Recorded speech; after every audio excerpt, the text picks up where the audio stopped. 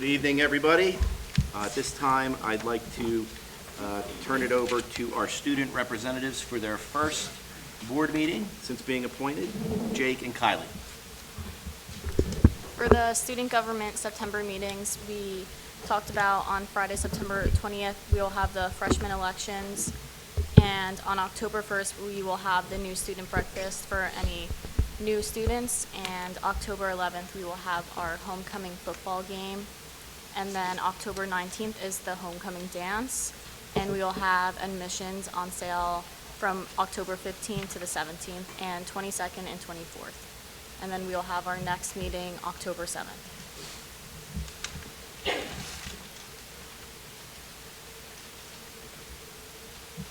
I'm going to announce Unsung Hero. Okay.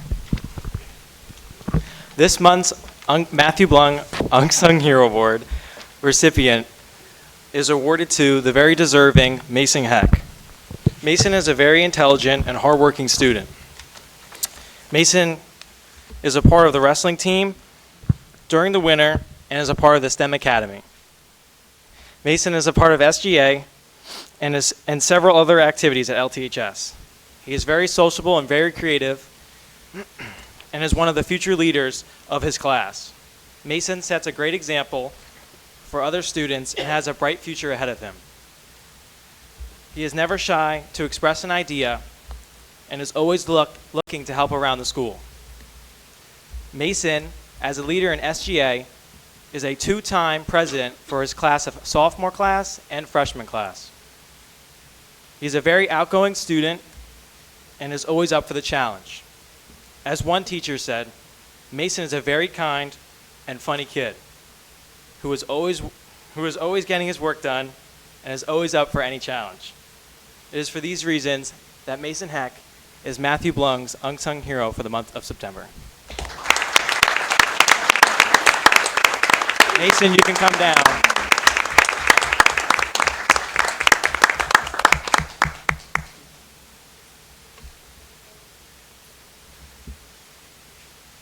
Good luck, Mason.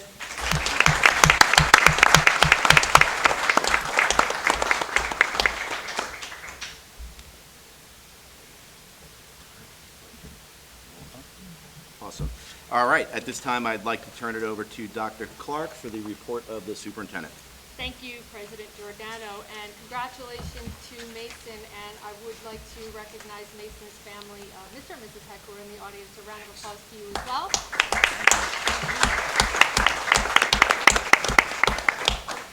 All right, I'd like to officially welcome everyone back to the 2019-2020 school year. Hard to believe we're here, but here we are.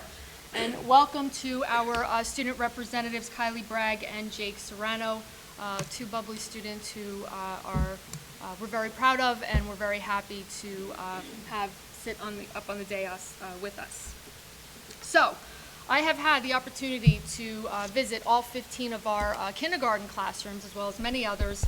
But the reason I talk about kindergarten is because, can everybody hear me? Yeah? Okay. The reason I start with kindergarten is because that is where it all begins. And our kindergarten classrooms look absolutely fabulous. The energy that is coming from our kindergarten classrooms is fantastic, as well as the energy that's coming from our teachers. And the excitement from our parents at kindergarten orientation was just fantastic. And so we hope that that energy is going to continue throughout the school year. We know it will. Our enrollment for kindergarten is currently 309. And our average class size is approximately 20 students per each of our kindergarten classrooms. And that number is slightly higher than it was last year. So welcome to the class of 2032, and welcome, I know, isn't that crazy? 2032. I have no doubt it's going to be a fantastic year, but welcome to all of our students and all of our families and all of our staff members. It's going to be a great year. So speaking of energy, this past Friday, if you were able to join us, the Lacey Township School District held our very first Friday Night Lights football game. And the hard work that went into pulling that immense project off the ground was incredible. And just a little bit of trivia for you. not only did we celebrate Friday Night Lights, but we did it on Friday the 13th under a full harvest moon. And if you were there at halftime, that moon came right up at halftime. It was incredible. And that is not going to happen again until August 13th, 2049. So you got to think about where you're going to be in 2049. I know where I'm going to be. So I would be remiss again if I did not recognize all of, and I'm not going to go through everybody. Friday night, both our athletic director and a few other speakers did a great job outlining all of the contributors to that project. But I would be remiss if I did not mention Mrs. Kim Claus, who did spearhead the project, and her momentum and her relentlessness was just never ending. And so I wanted to tell you that this morning, our athletic director, Mrs. Delvento Evans, told me that our attendance was approximately 1,800. So that's triple what any Saturday home game has ever been. So it's a good way to bring our community together. It's a good activity for our students, our families, our staff members, and like I said, the energy was just incredible. So this Friday night, another home game against our rival, Central Regional, and I anticipate that the attendance at that game, and Mr. Brandis is shaking his head yes over there, I anticipate that the attendance at that game is going to be incredible as well, so we're looking forward to it. And speaking of Mr. Brandis, I'm now going to turn it over to him so that we can present not only Students of the Month, but we have our first Lacey Minute of the year, which I've seen several times and I absolutely love. And right after that, we have a couple of other presentations which I'll introduce when we get there. So, we ready, Mr. Brandis? Okay.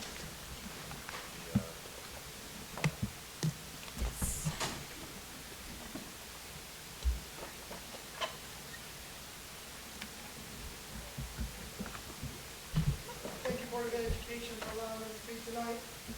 This is one of my favorite parts of my position as principal of Lacey Township High School, to celebrate the accomplishments of our seniors of the month, but also many of our students at the high school and faculty members. It's also extra special for seniors of the month, being September seniors of the month, because they're the first ones for the school year, and they set up high expectations for the rest of our students for the school year. So first, I'd like to congratulate Jenna Strickler as being named Senior of the Month.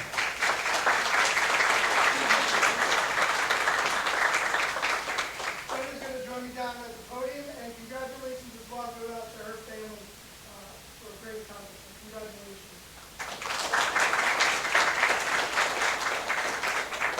At this time, we're going to watch a video clip of Jenna and her accomplishments here at the high school. Good evening. I'm Greg Brandis, principal of Lacey Township High School, and we're here to celebrate September's Seniors of the Month. First, we'd like to celebrate the accomplishments of Jenna Striffler. Hi, I'm Jenna Striffler, and I'm proud to be September Senior of the Month. Some of my favorite teachers include Mr. Montague, Ms. Soto, and Mr. Kuzan. I've had Mr. Kuzan since freshman year for the STEM Academy. He's really helped shape me in my high school career. Ms. Soto I had for AP English last year, and I absolutely loved her class, and she really helped me grow as a writer. Mr. Montague is my band director, and he's really helped me grow as a musician and helped me be comfortable in my position as drum major. Hi, Jenna. Congratulations on being named Senior of the Month. All I can say is that you've been an awesome drum major, you've been an outstanding student leader for the bands at Lacey Township High School, and you've been an outstanding student for the school as a whole. Hey Jenna, congratulations on September Student of the Month. I'm really proud of you. I can't believe 4 years have gone by already. You've just been an integral part of our STEM Academy, between serving on committees, even spending your summers with me at Camp Invention, and you've always been an advocate for your peers, which is something I've always admired about you. I've challenged myself academically in high school by taking a lot of AP classes. My junior year I took 4 AP classes, and this year I'll be taking 6. It has been an absolute pleasure to have you in the different bands at Lacey Township High School, and congratulations and best of luck to you in anything that you do. You will truly be missed, and I know you're just really on the beginning of your journey of success. My plans after high school include applying to Delaware Valley and Virginia Tech, and whatever one I wind up going to, I will be studying animal science.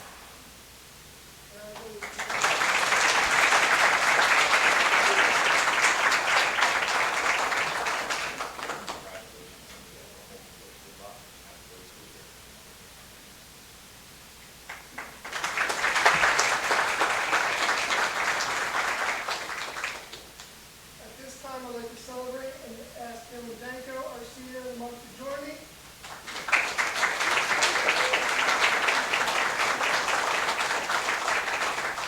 Congratulations to his family as well. Congratulations. At this time, we're going to watch all the remarkable accomplishments of Dylan Danko. I now would like to celebrate Senior of the Month for September, Dylan Danko, and here is his accomplishments. Hi, I'm Dylan Danko, and I am proud to be September Senior of the Month. Some teachers that helped me throughout high school had to be Coach Edens and Mr. Kuzan. Coach Edens helped me a lot during track and cross-country seasons and really helped me excel in that sport. And Mr. Kuzan helped me a lot in the science field, including physics and our STEM classes. Dylan is a great student, athlete, leader in this school, in the senior class. At present, Dylan is the captain of the cross-country team. He's captain on the winter and spring track teams as well. And he also is number 3 all-time in triple jump here at Lacey. I'd also like to say congratulations. He's a leader in the school. He's president of NHS. And what I'm most proud of is the fact that he's earned, last year he earned the rank of Eagle Scout. Congratulations, Dylan. Throughout high school, I participated in a lot of activities, including Physics Club, Interact, SGA, and NHS. And alongside that, I do 3 sports, including winter track, spring track, and cross country. Outside of high school, I do Boy Scouts and karate, and I'm an Eagle Scout. Hey Dylan, congratulations on Student of the Month for September. Not only are you a hard worker and dedicated student in the STEM Academy, you're really a leader throughout our school. And I know you're my go-to person if I need something done. I really challenged myself throughout high school by taking a lot of AP classes and enrolling in the STEM program. We do a lot of work in all of them, and overall, I feel like it's been a really good experience. It's still early in the school year, but I know you're really going to do well in mechanical engineering as you pursue your goals. And I just want to let you know I'm your #1 fan.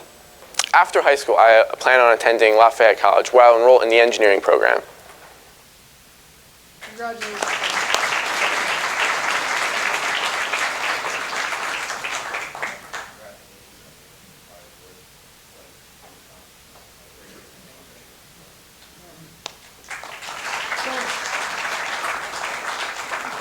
I'm going to grab Dylan again. We also have a special recognition for Dylan and his family. I have a statement I'd like to read. On May 22nd, 2019, Dylan Danko of Boy Scout Troop 56 earned the honor of Eagle Scout. Dylan built bat houses and installed them all around Mill Pond Elementary School. He worked with Mr. Ryan's gifted and talented class. The students helped build and paint the boxes. Congratulations again, Dylan.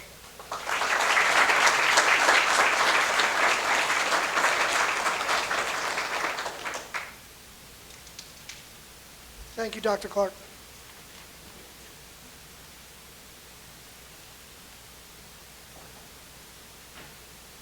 I'm just going to jump up here so everybody can hear me. So as I mentioned, since last March, we have been showing you different episodes of the Lacey Minute. We didn't do any over the summer because we needed some footage. And Mr. Merman and his group of students did another fabulous job. And I hope you'll feel a little nostalgia like I did when I heard it. So, Mr. Leiter, we're ready. Welcome back. Good morning.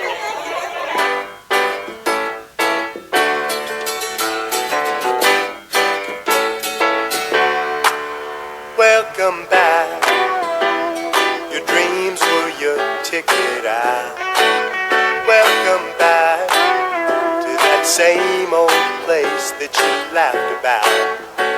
Well, the names have all changed since you hung around, but those dreams have remained and they've turned around. Who'd have thought they'd lead ya? Who'd have thought they'd lead ya? Back here where we need ya. Back here where we need ya. Yeah, we tease him a lot, 'cause we got him on the spot. Welcome back. Welcome back, welcome back, welcome back. Welcome back, welcome back, welcome back. We always could spot a friend. Welcome back. And I smile when I think how you must have been. And I know what a scene you were learning in. Was there something that made you come back again? Welcome back. Welcome back, welcome back, welcome back.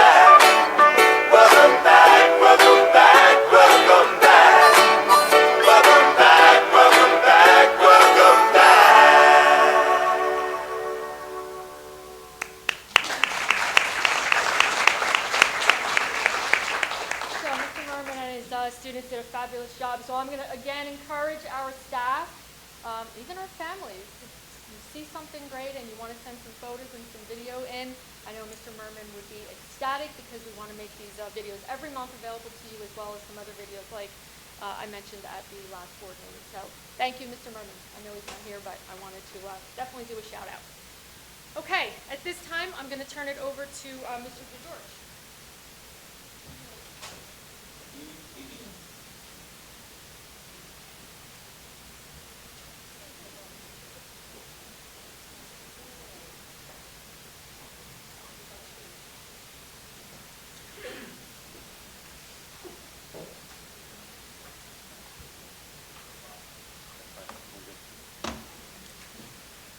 Good evening again, everyone, and believe it or not, it is budget season. We hardly began our current 2019-2020 school budget, and we are well into creating the 2020-2021 budget. Crazy. I've said this before, it's at the top of every presentation. Believe it or not, there is only one reason we do what we do, and that is kids. If anybody who works here doesn't do what they do for kids, please leave.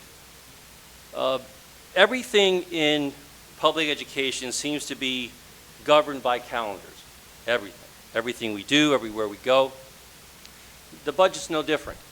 So it begins, and it began in July. We opened the budget, and we're preparing already tools to the next year's budget. We distribute them. We're going to, next time we meet, we're going to approve some formal goals in a budget calendar. We're going to collect information, and we're going to discuss things with the budget managers. And then we get into it. In February, we're going to prepare the tentative budget for submission to the Board of Education. And the DOE releases our state aid figures. God help us all. March through May, a lot of intense discussion, which culminates in the adoption of the tentative budget, which we sent to the county superintendent. They approve it. We advertise for the public hearing.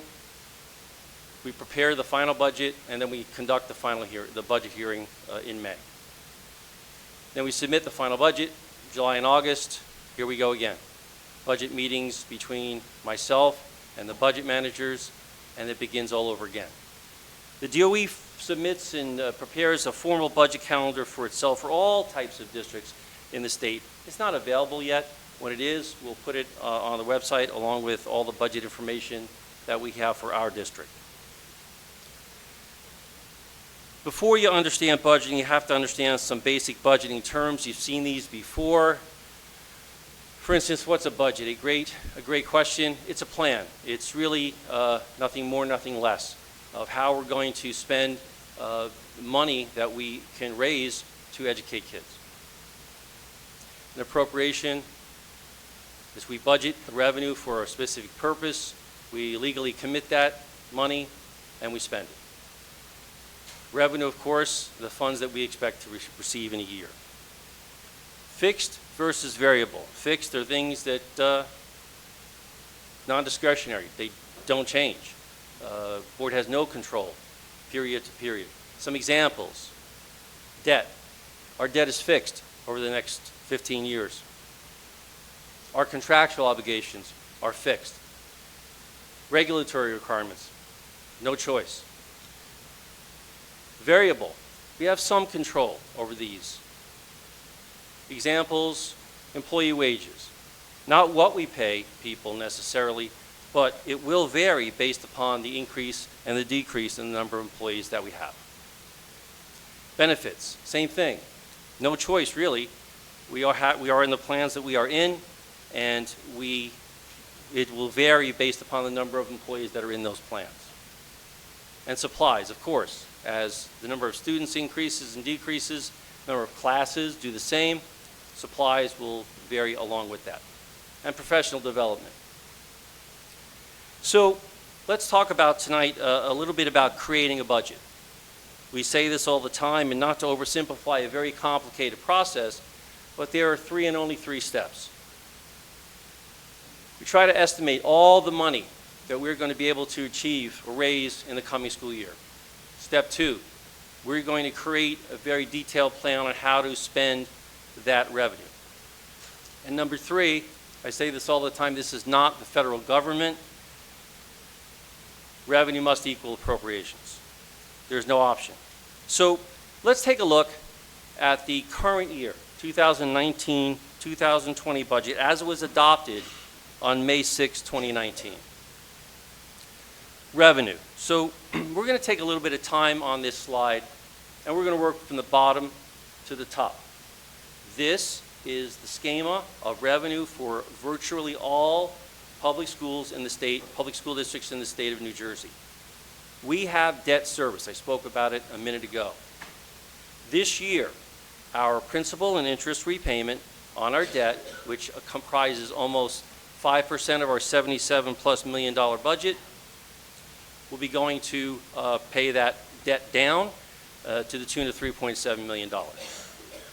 Moving up, 2% of our total budget is encompasses by grant money, principally NCLB and the IDEA grants. In the grand scheme of things, not a lot of money that it takes up, but every dollar is very, very important.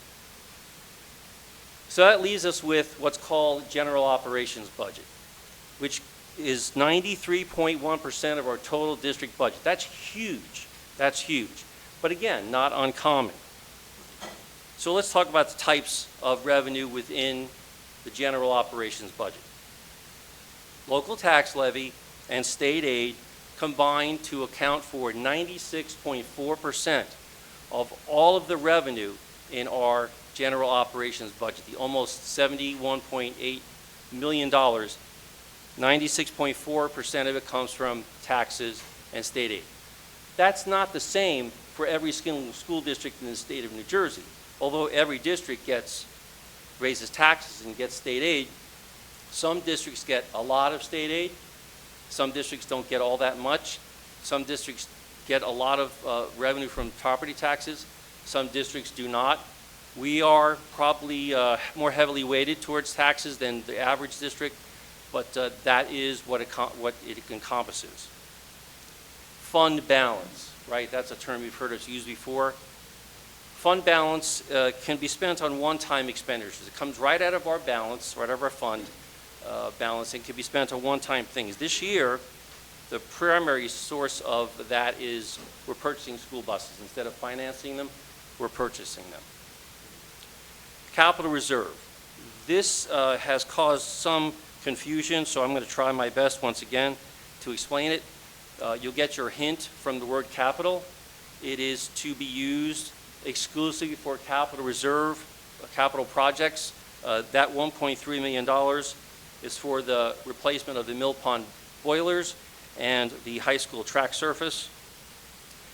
Why do we do it? Why do we generate capital money? Well, two reasons, right? First, it's the right thing to do. Because if we didn't do it, we would have to do these health and safety related projects through the form of a referendum. So we couldn't use this money to pay salaries of staff or benefits. It's exclusive to capital projects that are health and safety related. The second reason that we do this is because the last time we refinanced our debt, Standard & Poor's, who is a bond rating agency, told us that we better strengthen our financial position. We had better strengthen our balance sheet by creating reserve accounts, because if we don't, or if we didn't, then they might not rate our debt. That's not good. If our debt is poorly rated, we can't borrow anymore. In fact, it may even result in a negative impact on the debt that we have outstanding. So we do it because it's the right thing to do, and we do it because we're told by regulatory agencies that we better do it. So appropriation, step number 2. What you're looking at on this and the next slide are our appropriations broken down by program. That's a big word in budgeting. You'll see this sort of presentation when you look at the advertised budget When we post it on the newspaper, you'll see it on our website for the current year budget. It's broken down by program, regular programs, special education programs, bilingual, related services, child study team. You see the amounts of dollars there and the percentage that those programs take of our general operations budget. Benefits, 25.7%. Hold that off for a slide or so, and we'll talk about that a little bit more. But that is the sum total of medical, prescription, dental, terminal leave, payroll taxes, Social Security taxes, our liability that we owe on our non-certificated staff or pension. It's almost $18.5 million. And then the capital money that I spoke about before, which is basically the two projects plus what we have to pay every year back to the Department of Education for an assessment. That's what every district who borrows money has to take some of their money and pay it back to the state in the form of an assessment. They say that a picture is worth 1,000 words. This is true. It's no less true tonight. So if you're scoring at home and you add it together, the percentage that our budget has of salaries and benefits, you're going to arrive at 82.4%. People have stood in this exact spot and will stand here time and time again and say how outrageous that is. But it's a fact, and it's not just a fact for Lacey Township School District. It's a fact for virtually all public school districts in the state of New Jersey. It's not at all uncommon to see this. In fact, I have not seen one that is much different than that. So because we are largely comprised of people, over 800 people that we pay, many of those whom receive benefits. So it's not shocking, although there will be people who will want to make you believe that it is. Step 3, as you saw, revenue does in fact equal appropriations as it must. The key to budgeting, one and only one thing, sustainability. In other words, if it can't be sustained, if it can't be supported for multiple years, don't put it in the budget. We try to maintain our programs. We try our best to maintain our staff, to sustain that to the best of our ability. It's not easy sometimes. You saw that in the budget build for this year. But the goal is, the key is to make sure that we put things in there that we can sustain. The Board of Education, as in all things, has a tremendous role. They have to understand how the district works, and that's in their governance roles, and that's in the creation of policy and the approval of curriculums and programs, and the approval of superintendent's recommendation to hire staff. They have to understand the budget process. They do. They've seen this before. And believe me when I tell you that unlike boards that I've worked with in the past, this board gets it. They understand the process. And we have to establish some very clear, realistic goals. Again, next month, we're going to propose very formal goals that we're going to adopt for this 2020-2021 budget build. The board has to remain informed on the development of the budget. And they do. We're talking all the time. They offer meaningful and constructive comments. They do. It's an interactive process. Nothing is hidden. We have a very strong committee structure that we socialize budget and finance-related items through each one of them. They review, very detailed review of the preliminary budget for submission. And believe it or not, that is all we have. I don't know if the board has any questions, but if not, next time we meet on October 21st, we'll go through the second part, which is how in the world does a public school district, once it's created a budget, manage that budget for 12 months? A very good question. Thanks.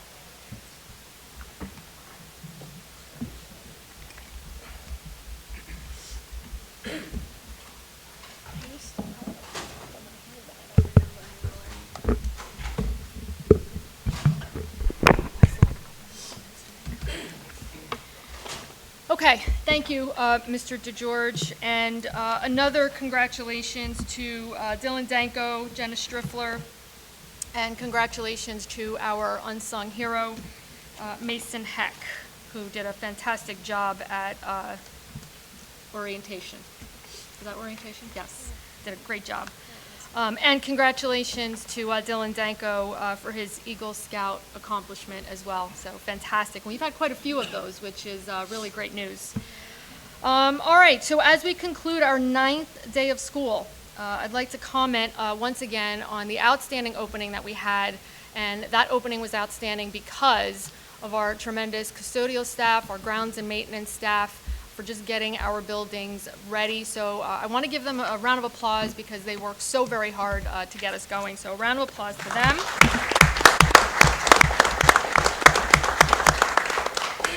And I have to say, you know, a kudos for our head of transportation and all of our bus drivers, because when you really think about it, they're delivering our precious cargo. And the first day of school was just absolutely tremendous, and they did a fantastic job. And every time I see the buses pull in and out of the schools, I'm always amazed at how Mr. Hannon gets that job done. So congratulations to him. And our secretaries, our administrative team, and our board, we all worked very hard to make sure that school was ready to open, and we were. So by now, you should have received an automated call from me regarding the strategic plan, and a couple more of those are going to be going out. But the purpose of my automated call was to invite the community out to our community kickoff meeting on Tuesday, October 1st, to kick off our strategic planning process, which is going to be a year-long process. And so if you recall, we went through this process several years ago to create our 3-year strategic plan, and that plan ended on 2018. And so the board and I talked about how it was time, and we've partnered with the New Jersey School Boards Association to begin that process, and we really, really hope that the community will come out and join us on October 1st. We will be handing out flyers and volunteer forms at all of our back-to-school nights, the first of which was high school last Thursday, very well attended. All of that information is on our website also, and we will be updating the website as we go. And on a final note, I just wanted again to wish all of our families and our students a fantastic 2019-2020 school year. And as a reminder, please check our website for all of our back-to-school nights. Mill Pond, Forked River School back-to-school nights are this week, followed by Lenoka Harbor, Cedar Creek, and the middle school the week after. So that's happening very quickly, and we hope to see you all. Again, lots of information on our website, and that concludes my comments. Thank you, President Giordano. All right, thank you. Thank you, Dr. Clark. At this time, I'd like to turn it over to Mr. DeGeorge to discuss the nomination and appointment of the new board member. Good evening again, everyone. As I mentioned in the first part, the board is very grateful to all of the 6 applicants for the vacant seat. And it's not easy to put oneself out there, and kudos to you, congratulations for that. So at this time, I'm going to call for nominations for appointment to fill the vacancy on the board. After all the nominations have been received and seconded, then we'll take a motion to close nominations, and then we will proceed on a roll call vote for any or all nominees. So anybody want to nominate a applicant? I'd like to nominate Frank Polino.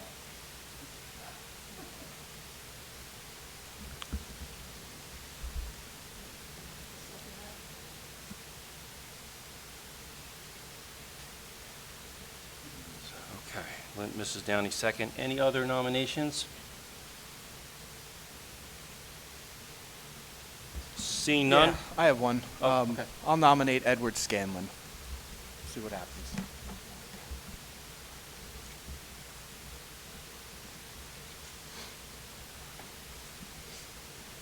Any second? Okay, so what I'm going to do is I'm going to take a roll call vote. First for Mr. Mr. Polino, and then a separate voice vote for Mr. Scanlon. Okay. Do you need a second for Rob? I do not need one, but if there is one, is there a second? There wasn't. There was not, okay. We do not need a second, though. So, Mr. Peters, this is for Mr. Polino. Yes. Mrs. DeSenza. Abstain.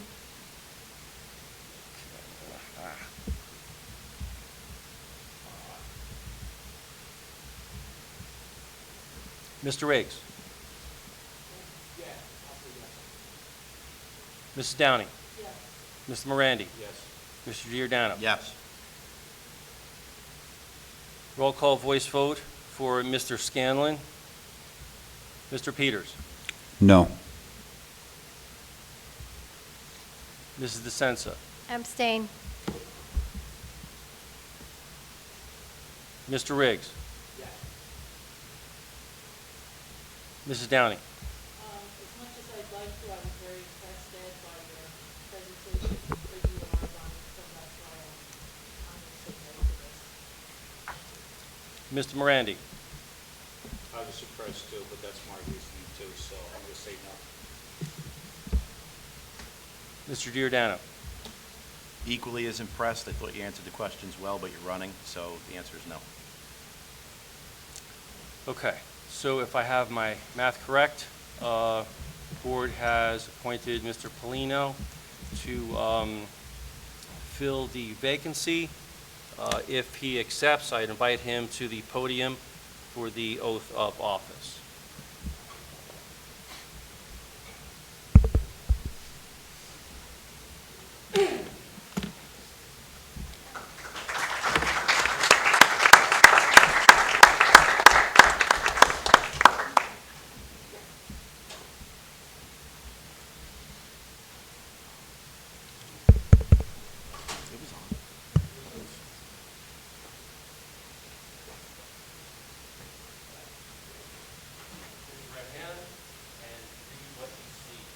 I, Frank Polino, do solemnly affirm that I will support the Constitution of the United States, the Constitution of the State of New Jersey, and that I will bear true faith and allegiance to the same, to the governments established in the United States and this state under the authority of the people, so help me God. I, Frank Polino, do solemnly affirm that I possess qualifications prescribed by law for the office of member of the Board of Education. I will faithfully, impartially, and justly perform all the duties of the office according to the best of my abilities, so help me God. Thank you.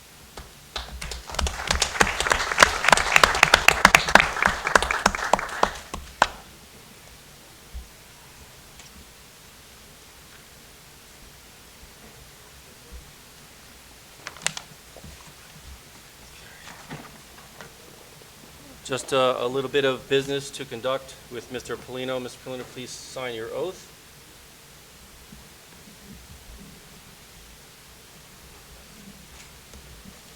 We spoke during the Q&A about the Code of Ethics, the Ethics Act.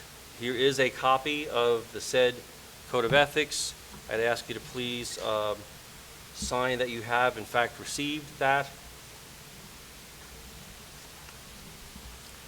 This is a list of board meetings of our district, and this is a conflict of interest questionnaire that I'd ask you to take a look at, complete, and in the very near future, Mr. Giordano, Dr. Clark, and myself will meet with you for a form of orientation to the board's business, okay? Any questions? No questions. All right. Thank you. That's it, sir. All right. Okay, at this time, I would like to open the floor to public comment. I would like to see a show of hands tonight from everyone that wishes to get up to speak. Okay, it looks like probably about the same. I'm going to ask this. I'm going to ask that you be respectful of everybody's time, that you try to get through your points and make your points very quickly. And the floor is yours, Mr. Scanlon. Go ahead. Thank you. Ed Scanlon, Barnegat Pines. I'd first of all like to thank you for your consideration and your kind words. Very briefly, I wonder if Mr. DeGeorgia, do you know what the current balance is in the capital fund? I know that after the projects that we have slated for this year, it's about $600,000. About $600,000. About that, yes. Because in the past 4 years, you've put in about $6.5 million, right? Put in, I don't think that's right. You mean? The resolutions were up to the certain amount. Yeah, so up to. It didn't yeah, it always didn't work always out get that way. high. No. Oh, So okay. I can, if you want to contact me outside, I can tell you the Yeah, exact. and then just one other question that I was curious about. The rating agency, the bond rating agency, either suggests or requires the capital fund. What percentage do they suggest or require, approximately? There really is no rating agency recommendation on that. I misunderstood what you The said. Department of Education, in creating budgets, will give maximums of maintenance reserves, but there is no maximum or minimum for a capital reserve account. Then I misunderstood when you were doing your presentation. I thought you said that some agency said that in order for us to keep our bond rating, we had to have.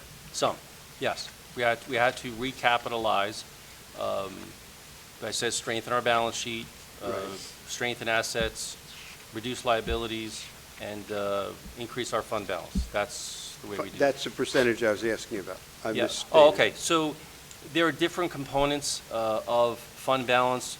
The one you might be referring to is the legal reserve, and that can be no more than 2% of total expenditures in a given school year when the audit is completed. That component is legal reserve. Then there's capital reserve, and there's maintenance reserve, and there's special education, tuition reserve. There are various And components. capital reserve, is there a suggested percentage? There is not. There is Okay. not. So the only percentage figure that has a lock-in is the 2%? Yes, sir. That's correct. Legal reserve. Yep. Thank you. Yep. You're welcome. Thank you.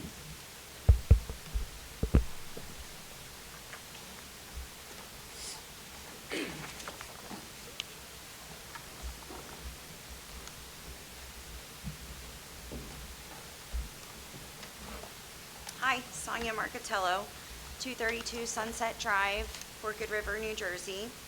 I am also running for school board in this election for November 5th.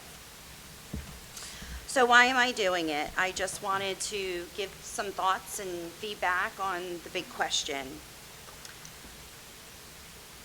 I, as well as Sal Armato and Gavin Rossi, are running together. They are my running mates, and we all come from different perspectives. They do both plan on speaking tonight, so I'll let them speak for themselves. But I just wanted to share that I am a taxpayer in town. I'm a single mom of 2 kids. They're very busy. They have lots of sports and activities. I maintain my home all by myself. I was an employee of this district many years ago as a substitute for about 7 years. And most recently, a couple years ago, I was the Mill Pond nurse. Believe me when I tell you that myself, Gavin, and Sal have brainstormed some pretty out-of-the-box solutions to a few big points. Excuse me?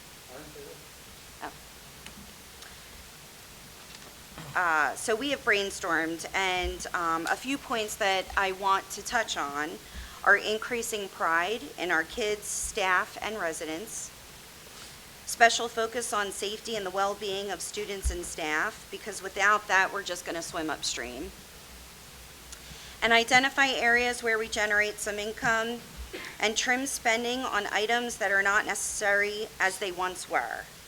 Spending so that we can focus on important things that will sustain our district. So things change, priorities change. The district has been managed in the same way for a long time, and it's not working. This is not your grandmother's time frame. This is 2019, and things are very different. Our wants will have to take a back seat if we can't come to a reasonable solution. 2020 could be a pivotal year for fresh minds, new faces, and a different culture to change the climate of not just the district, but this whole town as a whole. Doing right, even though it may not always be the popular move, is tough for some people to do.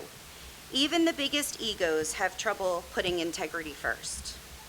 Truth be told, experiences can teach us great lessons if we let them. I thought I landed the job of my dreams a couple years ago, to be the school nurse in the town that my kids would grow up in. It was something I had planned since 2001, when I entered Rowan University's Certified School Nursing Program. It didn't end well. In fact, it was one of the most disgraceful and wrong things that have ever been done to me. But boy, did I learn a lot. There is a lot of wrong that I've uncovered in a couple of years, and I need everyone's help to make things correct. So going back to pride. It's going to take everyone to become involved, all hands on deck, and keep our eyes on the goal. And that goal is safe, healthy, successful kids who grow up to young adults proud to call Lacey their alma mater. I want Lacey to be put on the map for positive outcomes, to be in the news for things that will get us shares all across social media, for people to say, wow, that must be a well-run district.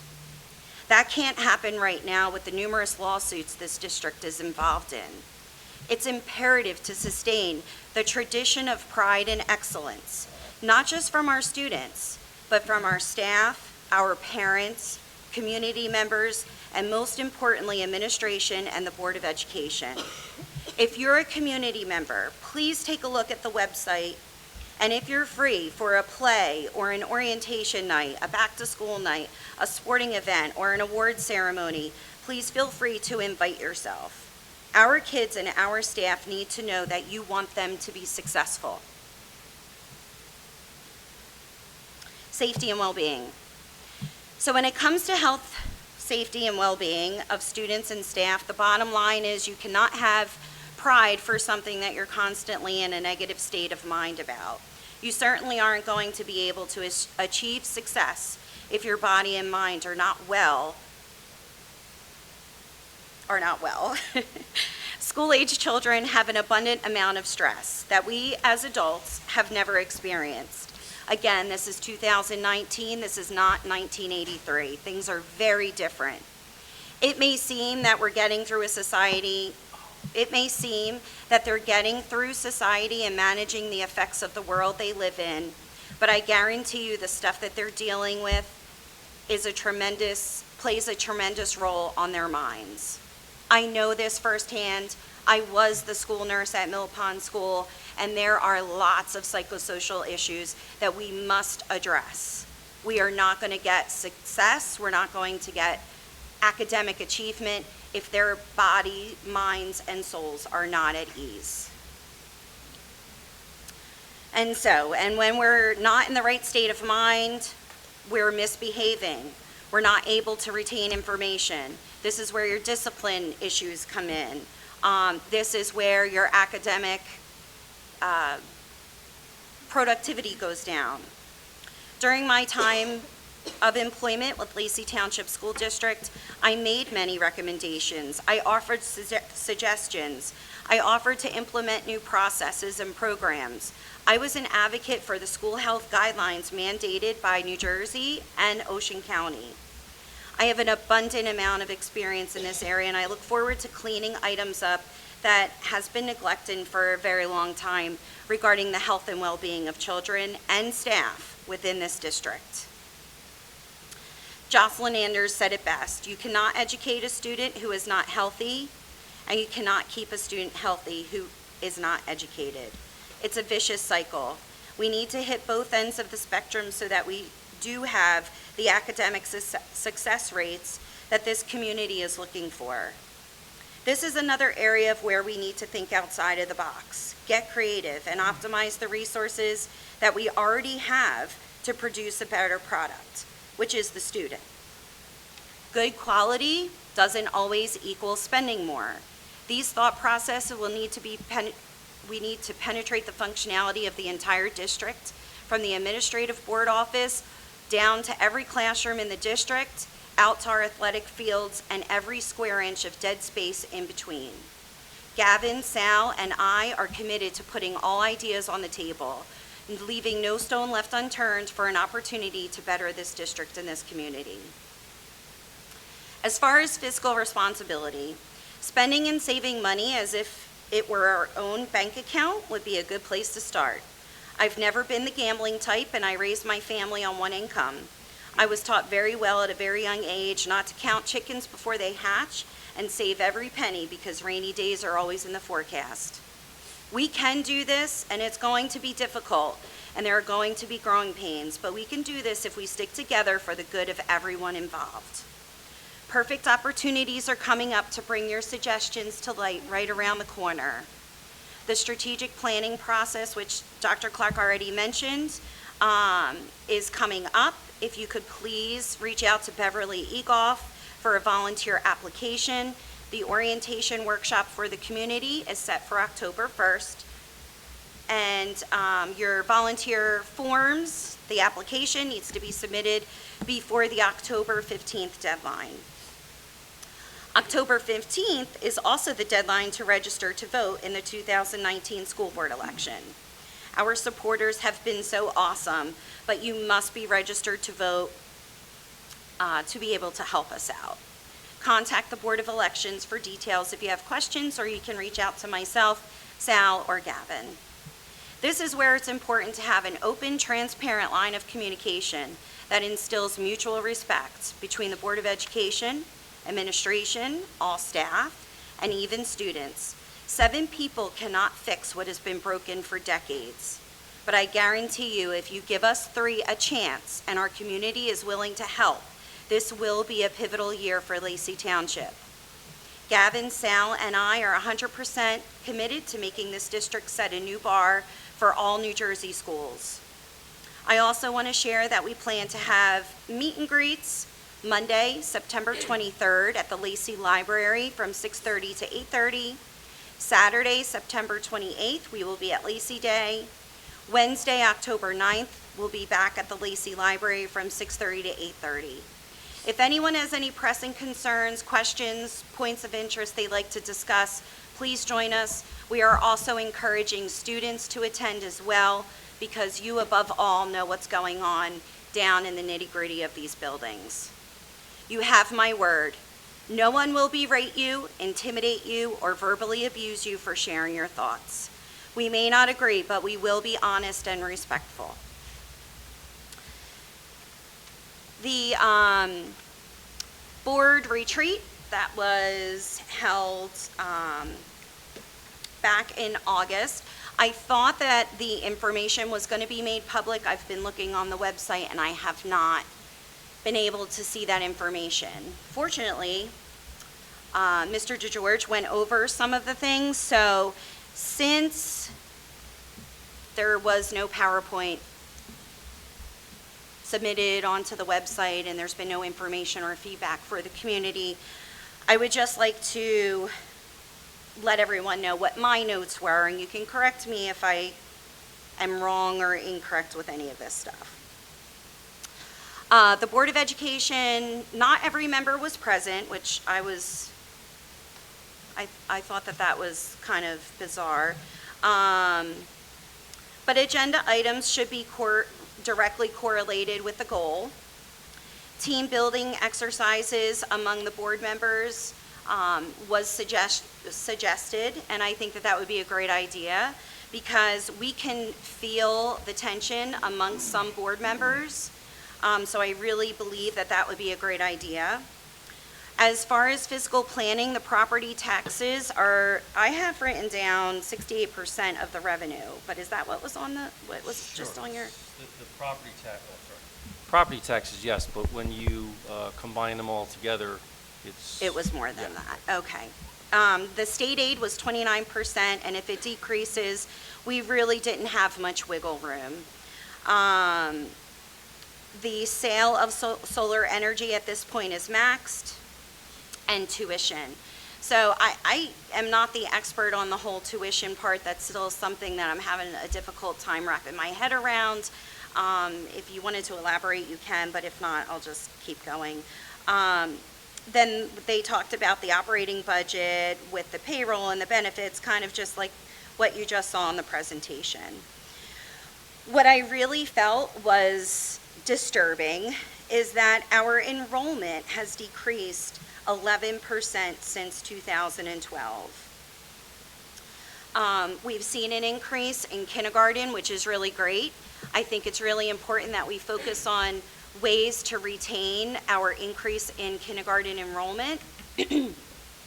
My thing is, and I have lots of friends that have sent their kids out of district. I want to know what's going to get them back. Obviously something must have happened that was significant enough for them to leave their friends and, maybe family, their comfort zone, to go to a completely different school district. So I'm sure it's justified. I would just like to know what would it take to get you back, because that would be great if we could do that. And so there were some other suggestions that were discussed at this meeting about selling assets, changing health benefit plans, and student participation fees. It's something for us to talk about, and hopefully you'll all come to our meet and greets and we can have a dialogue about these things. I really don't want, I would like everybody to just take a deep breath before we talk about these things, because we don't want this district to go under. We don't want to see red. We want to be able to sustain this. And there's got to be ways. We just have to think outside of the box. So there's one more thing that I just wanted to discuss and to inform the public about. Last spring, there was a very unfortunate injury that a student sustained. I wasn't employed at the time. Ms. Marcatello? You Yeah, I was about to say, it's really... It's confidential. Yeah, it's... What's confidential? Illegal. The information I have came off of the community. Yeah, I just protecting you, just be So let me careful. just, really, so when I started out, I said be mindful of comments. I didn't know tonight was candidates night, but I let you go with your campaign speech. I'm just going to tell you to be careful with what you say, where you go with this. Why is that? I'm going to tell What you are to you be careful. thinking? What am I thinking? Yeah. I know what I'm thinking. I know it. I know the case. Okay. So maybe you should speak of it. It's a confidential student matter. Let the parents speak of it. It's on social media. This is not Okay, anything... I don't look at social media. So let me ask you this. Were you deposed in the case? In what case? Were you deposed in the case? You tell me. Were you deposed in the case? You tell me. I don't need to tell you any of that information. Listen, it's a confidential Hey, guys, can we move on from this? You guys are going nowhere with this. Can we talk about something else, please? Can I play referee? So, public comment, not public conversation.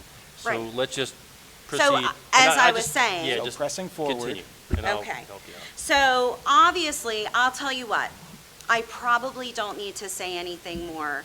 I'm pretty sure that your reaction to this is the answer that everybody is going to get. And But when you're out there advertising integrity and transparency and lack of conflicts of interest, you should really stop and think about So that. let me ask you this. Where is there a conflict of interest? Think about it. Well, And where's there a lack bills- of integrity? Think bills, about it. bills need to be forwarded Okay. through. So what was the question in the beginning that you didn't know the answer to about the School Ethics Act? Right, Okay? so If what you're what s- if point are you you were trying to smart- make? If you were smart and you realized my relation to the family that was involved in this case. Right. okay, I've recused myself from anything that has to do with the case.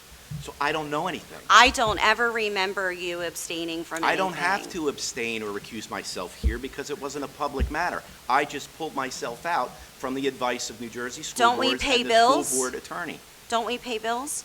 You pay bills, so what does To that it- have to do with it? To the attorneys? Yeah, but what does that have to do with it? Me asking the New Jersey School Board's attorney and our attorney a question about how I should handle the matter doesn't cost money. Okay, well, the other piece of that is that information was leaked that was supposed to be confidential. Right. I mean, I don't, like I said, I don't look at social media. No, no, no, no. Right? No, there's only Which is where you one said you got all way. your information. There's only one way that someone would have received information. So when there's emails sent to the Board of Education, we should not be talking to our siblings.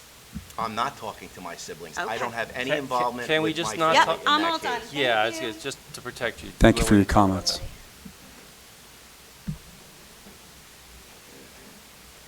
And maybe you should put yourself in the parent's shoes for someone that has gone through that.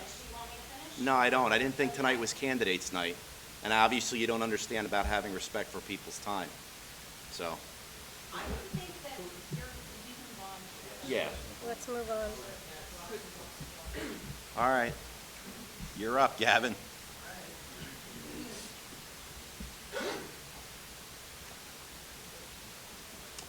Good evening, Gavin Rossi, Forked River, New Jersey. I thought I'd take a minute myself to talk about why I'm running. I'm running for a seat on this board because I have seen with my own eyes how our schools have declined over the past decade. The simple but unpleasant truth of the matter is that Lacey residents are paying more and getting less. Our schools used to be the pride of the community. People would move to Lacey because they knew our schools were great. But unfortunately, that reputation has been tarnished over the years due to the mismanagement and lack of leadership from both the board and administration. Now, at the outset, I want to be very clear. Despite these issues, I am grateful to the dedicated teaching staff of our district. I want to be clear that my comments are in no way against them, and as a graduate of Lacey, I have had the pleasure of seeing their dedication firsthand. It will be my honor to support these educators as a member of the board. I am proud to be a graduate of Lacey Schools and to have served the student body as class president and as a member of the Superintendent's Technology Leadership Committee. As a lifelong Lacey resident who has lived in this community for my entire life, I am committed to making it even better. I want to empower every student to achieve their dreams through education. The future of our schools has never mattered more. School funding is under attack from both Trenton and the Lacey Township Committee. The Township Committee's irresponsible pursuit of tax abatements for developers has created an unfunded mandate and budget shortfalls for our board. I want to be clear that more of the same is not going to fix the array of problems that are confronting our district. We need bold, aggressive... Gavin, can you stop for a minute, please? Excuse me, Mr. Giuliano, please let me finish my comment and you could stop for a respond. minute? Can you stop for a minute? You're here, I'm here, there's a bunch of people in this audience, okay? That doesn't make it just your time, it's everybody's time, all right? I ask you to be mindful of time. We haven't even talked about any item that's been on the agenda tonight. So, Sonia, campaign speech. You're going down a campaign speech. And now you're talking about township things. So if you've got an issue with the township governance, talk to the township. This is Mr. school- this is Giuliano, the school board. since you raised that issue, the Township Committee has passed these pilot agreements, and that affects the budget of this district. So please bring allow me these to finish my topics up statement. during your 3 nights that you have at the library. Why do you have to do it during a school board meeting? Why Is not? this about kids? Why not? Is or this you not about a campaigning? dialogue? Just if we're going to campaign. No, it's not about campaign. dialogue. This has It's nothing to public do with comment. kids. It's not Mr. public Giuliano, conversation. this is public comment. This is Public not a back and comment forth. This is not a debate. It's requires been mentioned that nothing this is from not our a side. Q&A Right. session. It's- So allow me to you finish guys my are- statement. You guys are grandstanding and politicizing this because, you know, yes, thank you, Mr. Scanlon. Are we done? I wish you were. I'm sure you do. Not really. So here we go. Hey, wait, Gavin, I graduated from here 20 years ago. I moved back to this school when I had kids to put them through here, and I'm very happy with what's going on. I And don't I'm know glad what you you're are. That's talking about. excellent. I have no idea what you're talking about. That's excellent. But go ahead and finish, but I don't know who you're talking about, who you're talking to. Everybody that's in my kids' classes, my kids' school, great, awesome. The security vestibules are great. They keep me out. I'm not even allowed in there. So I'm happy with everything that's going on here, school Okay. board-wise. Thank you for your comments. Yes, please, let's finish. So as I was saying before I was interrupted, the future of our schools has never mattered more. Our funding is under attack. More of the same is not going to fix the array of problems that are confronting our district. We need bold, aggressive leadership in order to turn our schools around. I'm running with Sonia Marcatello and Sal Armato. We are the only team that has taken a pledge certifying that we have no conflicts of interest and no relatives employed by the district. This is important as there are several candidates who have had their hands tied by conflicts of interest and cannot vote on important matters that come before the board, either because of having relatives employed by the district or past union membership. Our Board of Education should serve all Lacey residents and not be tied up with special interests. This is the only way we can move forward from the past. Additionally, as shown by the conduct of some of the board members tonight, we seek to change the dynamic of board meetings when we are elected to serve.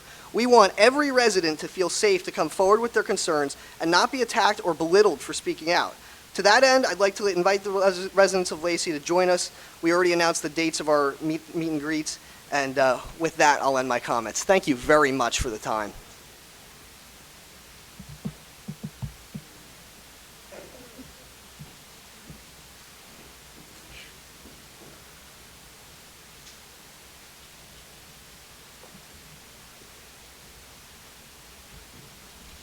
Good evening, and thank you for a few minutes of your time. My name is Salvatore Amato.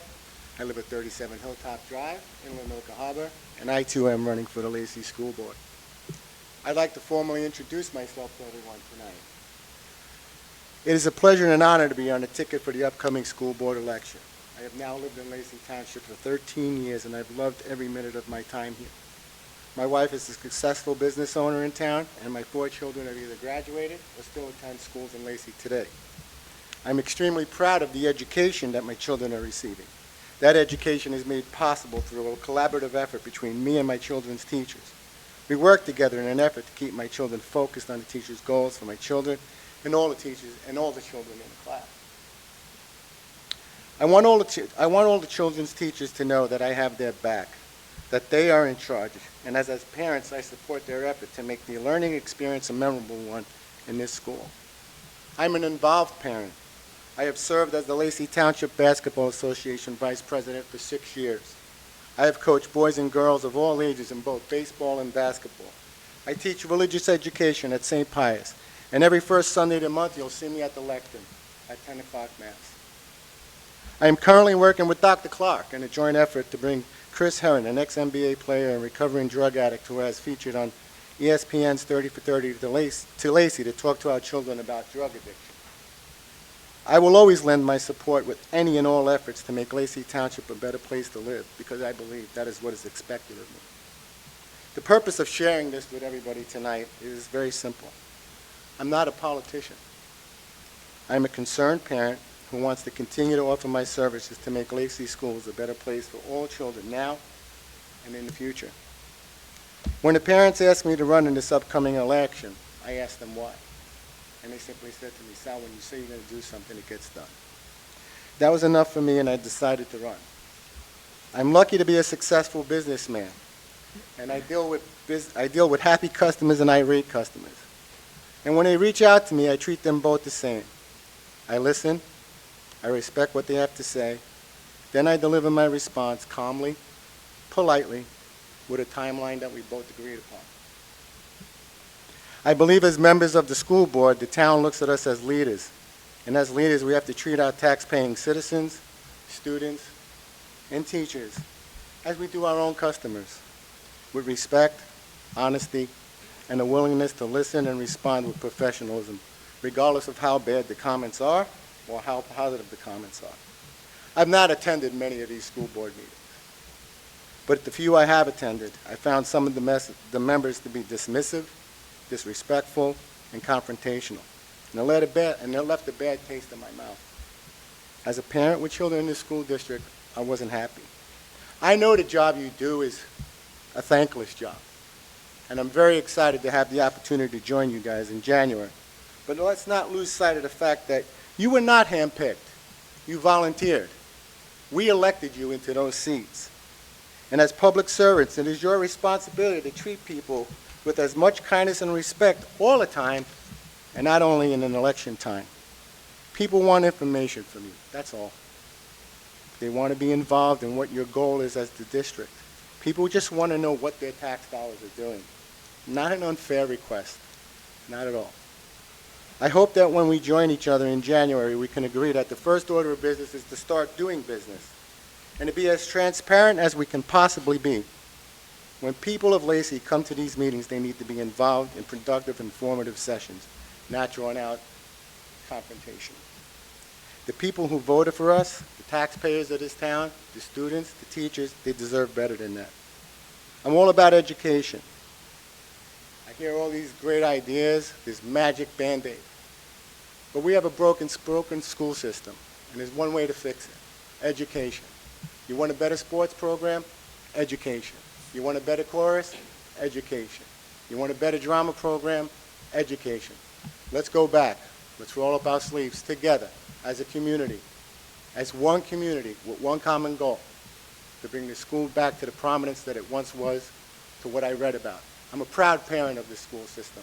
I will continue to be a proud parent of this school system, and whether I'm elected or not, I'll do whatever I have to do to continue to be of service to this community. Thank you for your time, and have a good evening.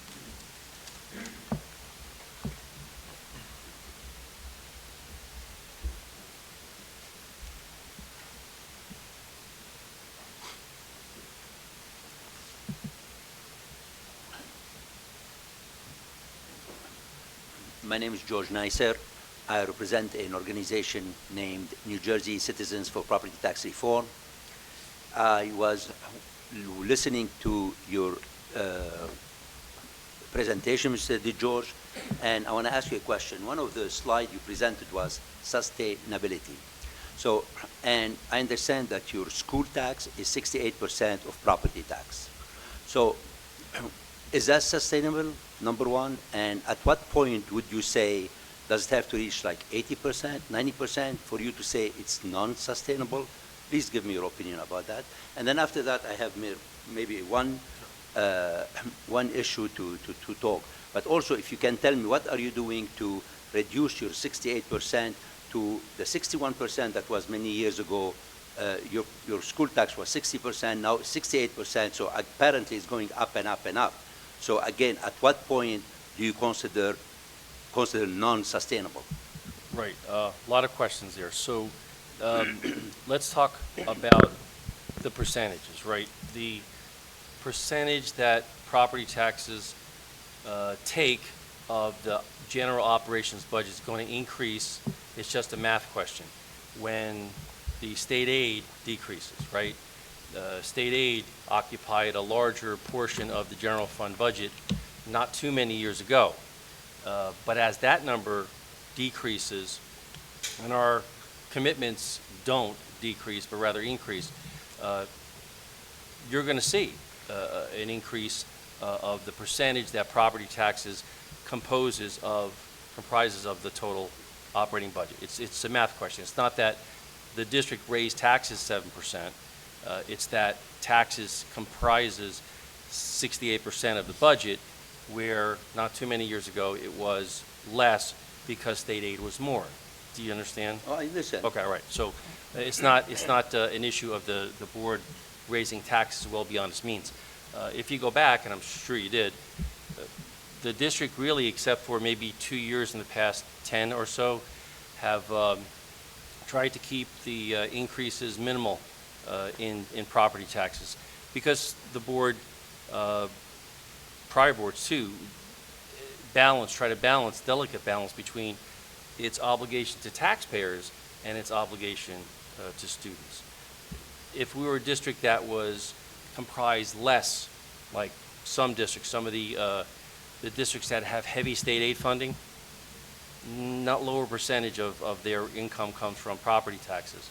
That's just a matter of where we are in relation to where those districts geographically are. But it doesn't necessarily mean to say that we're not trying to balance or limit the increase in taxes. It's just that we try our best not to increase it beyond where it's reasonable, if at all. That's the goal. So is it sustainable to keep it going that way? I don't know. I mean, we're going to have to see as the budget years unfold and the issue with state aid unfolds as well. But I can tell you, and you can see, that as state aid continues to go down and our obligations remain flat or increase, the money has to come from someplace. We're trying our best to find alternate sources beyond taxes to do that. And we've pointed to the creation of capital reserve to try to take less and less taxes. Instead of taking taxes or increasing taxes, we've tried our best to create money from within, capital from within, to try to fund those projects that we'd otherwise have to raise taxes even more. Does that make sense? It makes plenty of sense, but the question is, what are you trying to do to reduce those obligations that you're telling me about, that they are stable or they're going up? There is a way, and I'm sure you have the power to negotiate things to reduce them. Sure. And my question is, what are you doing so you don't tax people out of their home? Because Right. that's happening all over the state, not only in Lacey. So what are you doing for that? When you say you mean? Oh, I'm sorry, the board. I'm- Right, not right. you personally, definitely. Right, of course. And not, So, not anybody on the board, guys, so. Right. So, again, trying our best to, as we do, spend every dollar wisely. There's not frivolous spending that we're doing. We're paying salaries to teachers and staff who deserve it, and we're trying to give them the best benefits that we can, that we're obligated contractually to provide. We're trying our best to create programs and fund those, but we're also trying to do things to cut costs as much as we can every single day. Not a purchase order goes by my desk that I'm not carefully reviewing and have said no to, because I think that would be a frivolous way to spend money. But it's just a year-to-year, day-to-day thing, and a lot of it, as I said, because of state aid, is almost beyond our control. If we can rectify the state aid situation, obviously, there would be less of a need for us to reach out.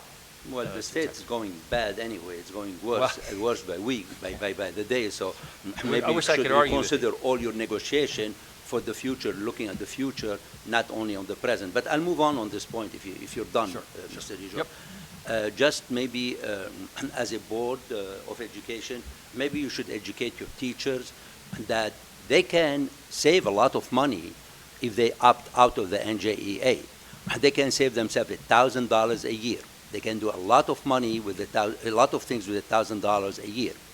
A lot of teachers don't know about it. Maybe you should spread the word so they know it.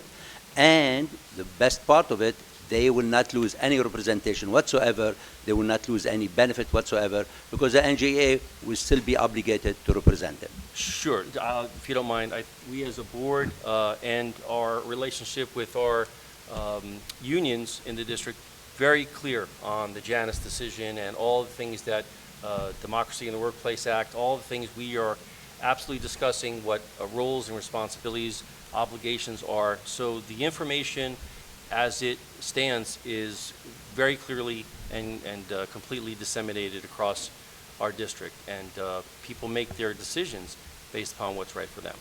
Okay. That's fair, right? Thank you. Thank you for your comments.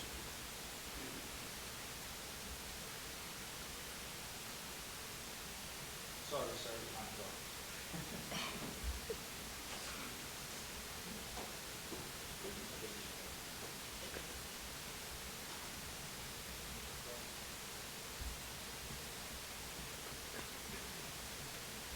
Tony Rizzoli, Sunrise Beach, and I'm not running for the board.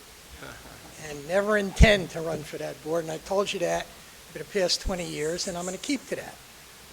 Maybe I'll change my mind when I get old, ha ha ha. But I got to tell you something about the board that has changed my opinion of the board.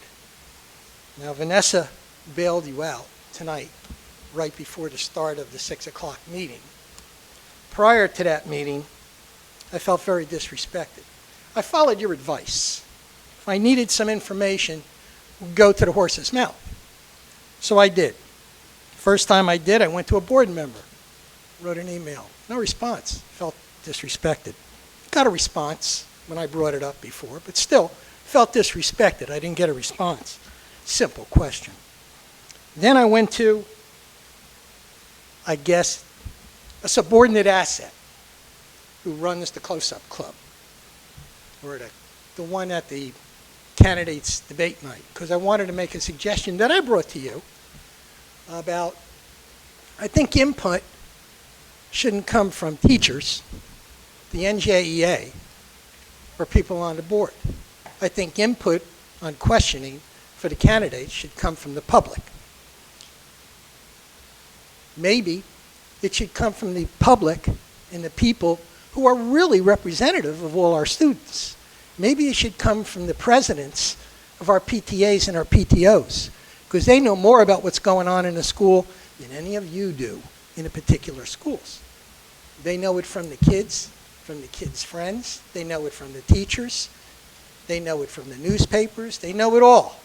Maybe they should answer the questions of the candidates, because they're paying taxes, the same as the board members are paying taxes, but they got the most to lose or gain by who sits on this board. So I'm bringing that up to you. Because when I approached that asset, subordinate, and I believe it was the right one, round face, moon eyes, follically impaired, somewhat overweight, I think it's the right person. Anyway, when I approached him, he ignored me like I was non-existent. That was disrespectful. I was always taught, you give respect, you get respect. That was twice I gave it, didn't get it. Now we go for round 3. I wrote an email again, August 28th, to another district asset subordinate. He asked a simple question. Didn't get a response. That's 3. Disrespected. I'm doing what you're telling me. Okay? So then I decided to write an email to our superintendent. And I did get a response. And I explained to the superintendent that I had written a previous email to a subordinate asset. And I call them subordinates because they work for you. They don't work for the NJEA. They work for you. You tell them what to do. And if they don't like what you tell them, see the door? Use it. So I didn't get a response. I felt disrespect. But Vanessa came up right before the 6 o'clock meeting and answered the questions. These were the questions. I didn't see what was so big and bad about them, but these were the questions. The first question I had was, how many boys are on the Lacey High School track team this fall? How many girls are on the Lacey High School track team this fall? How many total track team members are participating in the spring season at the high school level? That's a terrible thing to ask. Does that sound ominous? Didn't get a response. Anyway, Vanessa gave me the response. So the response is about 50 kids. A little more, sometimes a little less, but it's generally around 50 kids. Why did I ask the question? We spent $623,000 on a track. $623,000 of taxpayer money on a track, okay? I want to use it. Can the public use the track? That's the question. Can the public use the $623,000 expense? So let me say a couple things. I'm waiting. So I wasn't sure why you asked the question. Now you know. Well, I kind of knew why you asked the question. But I'm just a little confused because if you had just asked me the question from the get-go, I would have given you the answer. So always know that I may not get to the question on the same day, but I will always answer the question. But then everybody else won't know the answer. What's that? Nobody else will know the answer. This way, when I do it this way, everybody knows the answer. But you can also call me and I can give you the answer. Again, nobody will know the answer except me. This way, everybody knows the answer. Right, I'm not going to argue that. Okay. What I'm saying is, if you just email me directly, or just call me, I will get you the answer, and then if you choose, you can share the answer here, which you're doing anyway. That's right. Even though I gave you the answer. So let me get to your question. First of all, I knew why you were asking the question because I knew you were going to say the track, to replace a track costs this much money, but it's only 50 kids using it. But that's not true because our entire phys ed department uses that track. During phys ed classes, our athletes use it after school, and yes, the public can use it. Now, of course, the public is going to get to the point, though, where they're going to have to make sure that the athletes and our students are using it first. Absolutely. Absolutely. And then we have to talk about liability, right? Because if somebody just says, hey, I'm going to go and jump the fence and walk the track, and they twist their ankle, break their ankle, whatever, that's a liability. So we always have to consider liability. Okay, In well, fact, hold on. go ahead. So when, just to give you an example, if a group is going to come use, say, the middle school for Cub Scouts, Girl Scouts. They make They application. have to have insurance, and there's a reason for that. Mhm. So that has to be very specific. It has to be well thought out. We're not going to say to the public, oh, of course, anytime you'd like, you can go out on the field, because you don't know when our students and our teachers are going to be using the fields. The other thing is, the public may not know, but we've been putting off the repair to this track for a really long time because we knew it was going to cost a certain amount of money. But we got to the point where we just can't do that anymore. It was becoming a hazard. So we didn't just replace the track because we woke up one day and said, hey, let's replace the track. I'm not faulting you for the expense. It had to be done. I did not fault you for the expense. Right. I took what Mr. DeGeorge said, health and safety reasons. Right. I agreed with both, okay? Right. I didn't say that I didn't agree with it. What I'm bringing up, the point is, I know for a fact that there are other high schools in Ocean County where they allow the public to use the track. I know for a fact there are other schools in other school districts in the state that allow public use of the track with application, with standards set by the board, and that's all I'm bringing up. If you want to do it that way, fine, but let the public know that a expense like this is not only available to 55 kids. Right. It's And- available to the community for use. And now that it's going to be replaced and it's going to be brand new, we're in a different place that perhaps we can look to see how the public can use it. And Well, that is a discussion. That's we'll really good. That was one of the things I think should be goals. Okay? Now, other goals. I also asked a question, and when I was here last time, I brought up the subject of scholarships. And I was somewhat belittled because I brought up a private school that got $34 million as opposed to a public school like you said got a little over $1 million. Well, hold on. Same year. Can I interrupt for 1 second? You weren't belittled. It's just that, and I didn't get an opportunity to address this, but I've thought a lot about it. I understand other school districts earn scholarships in the 34 millions, but why not be proud of what our students do? I'm not saying that I'm So not proud. I don't think you were belittled, Mr. Rizzoli. I think that the Well, impression apples was... for apples, oranges for apples. I took it let me as, just finish. I don't know Let what me I'm just talking about. finish. Go ahead. So if you felt belittled, I don't think that was the intention. I think that we were just trying to say that what our students accomplished is a good thing, and we don't want to take away from them. And $2 million, $3 million, that's a lot in scholarships. So I don't remember the district you were talking about that earned $34 million. No, it was just a private school. Right, but we don't have a lot of information about, what was their enrollment, what is their community like, what is their socioeconomic status like. Like, those are all unknown. So to compare us to that district is a little unfair. Well, it wasn't a and I district, think- like I said, it was a private school, and I understand that Right, but comparing I it to a think that's private all school, we were trying to as do. Mr. Giordano had brought up, you can't really do it. But I wasn't saying it should be that much. What I wanted to say was that 20% of the money, maybe 20% of the 34 million, to 20% of how many we graduated, which was over 300 as opposed to 104, okay, is a goal that we should look forward in our goals. It should be something in the strategic plans. We should look at scholarships and how much we hope to earn and push our teachers to motivate our kids to get to that measured goal somewhere down the road within maybe a 5-year program. That's the point that I'm bringing it up. And the reason I asked was on National Merit Scholarships. The National Merit Scholarship Program, I guess people know what it is, but it's a national program, and to be named as a National Merit Scholar is, there's only 15,000 in the whole country. $7,500 a scholarship. And I asked, how many do we have from our district? And your response was, none. See? That doesn't make me happy. Okay? Especially when I can But point... you're not telling the other part of the story, though. Well, again, I could point to other school districts that do have multiple. Here's what you didn't ask me. You didn't ask me, Dr. Clark, how many students participated in the PSAT, and I would tell you that's 223. Okay. You didn't ask me how many or what was the percentage of those students who earned top scores. That's 10%. What was the percentage of students who earned competitive scores? 30%. What's the percentage of student who earned good scores? That's 36%. So I get what you're saying. The National Merit Scholarship is fantastic. And should we strive for that?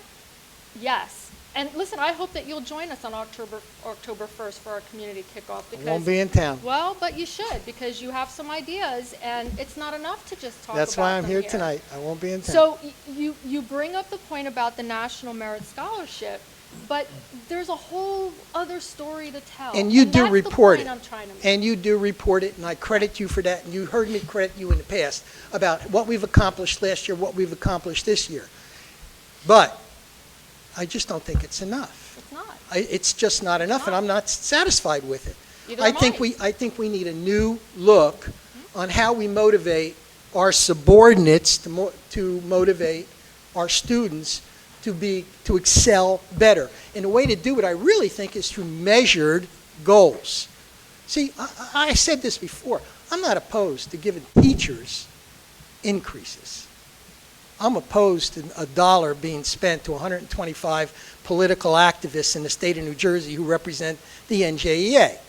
It's a communistic labor movement, whatever you want to call it. That's not what I'm interested in. I'm interested in students being better and rewarding the people that make them better because of their individualized performance. We don't do that. Being a member of a union, you can't do that because everybody gets the same rotten deal. I know. I negotiated labor relations against Teamsters. Okay? Everybody, no matter how good you are or how bad you are, you still get the same rotten deal. It's communism.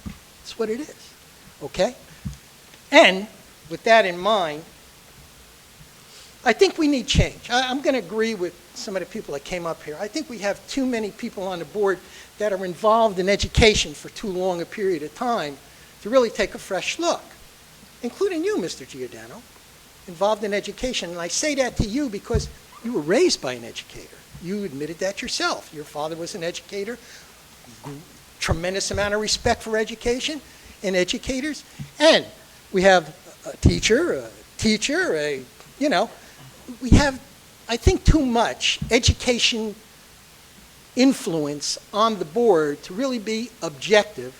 And sometimes and I won't say the specifics, but sometimes I really question the ethics of being able to vote on the board for specific subject matter that involves salary, benefits, stipends, time off, family leave. These are all personnel issues that directly go back and input, from my point of view, what my bowl of rice is, because I'm in the education field. So the ethics of it and the transparency of it, I sometimes question. And if it's not being looked at by the public the same way I look at it, or it is being looked at, well, maybe it is time to change, to take the people who were in the education off the board and put people who have nothing to do with education on the board. Hey, maybe it's worth a try. I don't know. Let me go on to the next subject. Seat belts. I brought this up last year. It was a state law. You got to have seat belts in the school buses, correct? And I said, is it being done? Go ahead. Sure. Well, you know the answer then? I know what I witnessed. Okay, right. So in a certain year, they have to come with seat belts, but in the older buses, they don't have to have seat So belts. elementary, up to what grade? There's no limit, on the grades. It's just that the older buses, right, the older buses that we keep retiring, Okay. the newer buses we purchase absolutely have every seat belt and restraint that we can have.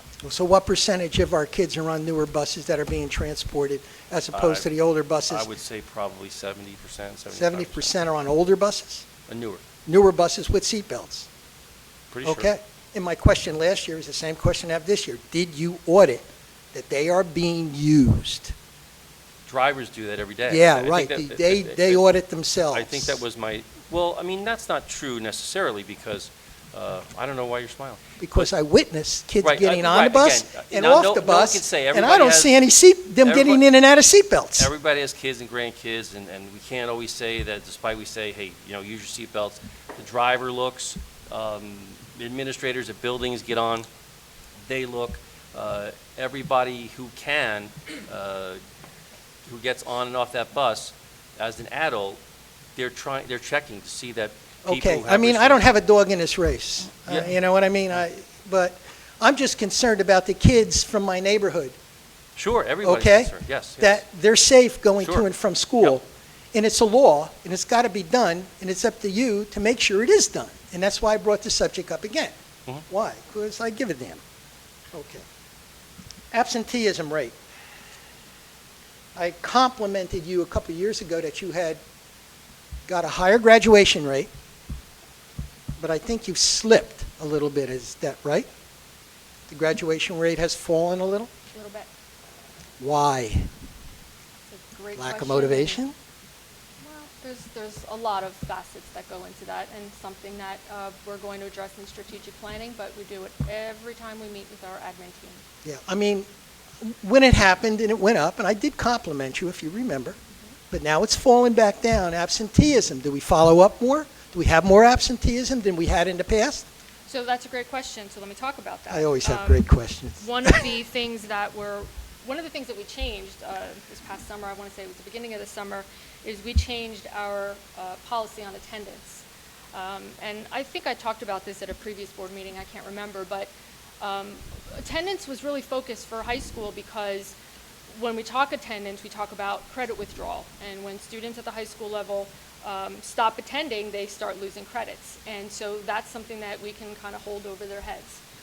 That becomes a little bit more challenging at the younger grades, and we recognize that. And so we changed our policy to give us a little bit more ability to take different actions and different steps to address absenteeism. So right now, or prior to us doing that at the elementary level, what would happen is if students were not coming to school, parents would get a letter, and then what would happen is if that letter became another letter and then another letter, we would take them to court. The problem with that is that the fine at the court level is $25, and that's not really something that I find to be, what's the word? What's the word? Deterrent, thank you. So we updated the policy, we have met with our administrative team, and we're going to be taking some more aggressive steps to address the absenteeism rate for our students. Okay, because And that will if be they don't go part- to school, they can't learn. If they can't learn, they're going to fail. I agree with you. They're gonna fail. And I'm hoping that when we do our community kickoff, that that's a goal area that will emerge. And if it doesn't, then it's something that we will bring to the forefront as something that we want to work on. as part Another of this strategic measurement of performance, a goal, a standard to try to reach, okay? Now, let's get to dollars and cents, because that's always a fun Oh, subject. right, and I even forgot to mention, we even have an attendance meeting next week. So that's to kick off our new initiatives. So, yes, thank you. Okay, I go around the town because, I have nothing better to do, just to go find That's things why I out and hope cause you'll trouble. join us on October 1st. So, well, if I was in town, I would be there to cause trouble, but I'm not. Anyway, I noticed because in one of my former residences, I lived by a middle school, okay? They built a school in my backyard. And one of my pet peeves was, it's the middle of summer, why is the air conditioner running? So, why did the air conditioner run in the middle school this summer? Because the middle school hosts a number of summer programs. They do. Okay. And it's 24/7? We keep it on? No, I can't answer that question. I think you should look into it as a cost savings and compare it to the high school and also compare it to Mill Pond, because those are our three biggest facilities. Am I correct? You are. Okay. From square Also, in my travels, I noticed a Ernest Painting Company truck. Why did I notice an Ernesto Painting Company truck? Where did you see that again? High school? I don't know. You have no idea. No, I don't. No private painting company came into the high school to do painting that you're aware of? I don't have Facebook. I don't have I'm Facebook. worried about Facebook. Yeah, I I'm worried don't- about what believe me, was I don't. observed and you Was don't that know. the high- That concerns Was that the high me. school or the township hall? They were at the township hall just recently. I think maybe you should look into it with your facilities manager, Sure, who I Mr. will. Peters tells me is breaking his backside last time I was here. Okay, but if you And don't he know is. about it, maybe he's hiding something that you ought to know I about. highly doubt that. That's All not right. fair. Well, I'm just bringing it up because if there is a private company doing work, don't you have to bid it? Well, it could also be part of the vestibule project, and there's just a lot of work in the vestibule Okay. project that got subbed out. All right, well, that would explain it. It may I be that. mean- I'm not committing myself to And that. if they but subcontract it to the could- yeah, contractor not putting in the everybody vestibule? does everything. Okay, Could be well, that might be the I answer. don't know, but I'll get you the answer. Well, I think you should find out because you're the money guy. That I am. There was something else. When it comes to subscription busing, we have now decided that if you want to pay, we'll bus your kid. Right? Well, we haven't just now decided that. We've decided that 4 years ago. Right, a while ago. Yeah. But my question is does that mean that kids who were not previously bused before that came into play are available now to pay to be bused, or they're still excluded and they have to walk because they have sidewalks, they're within 2 miles, they meet all those standards? Or is just everybody in town, no matter where they come from in town, have the ability to pay to be bused? And do we break even? And if we don't break even, hey guys, $4 million we're losing. Right, okay, so a lot of questions. The program is available to those who are not offered free busing. Okay. Right? And they primarily live within that walking zone. If you looked on our website, you'll see in the transportation area under subscription busing, I think I upset them. there's a very clear map of that area. So Okay. those students in various grades, and if you read the requirements, it's 2 miles for a certain group, 2.5 miles for another group. If they live within the walking zone, they have the opportunities to subscribe, right, to pay for the bus or walk. That's how it's been. And Do we break even? We do better than that. We make about 28 grand or something like that. Really? Yep. Okay, good. Well, that's good news. I love when you tell me we make money on something. I love when you love it. Okay, let's see. Might be something else.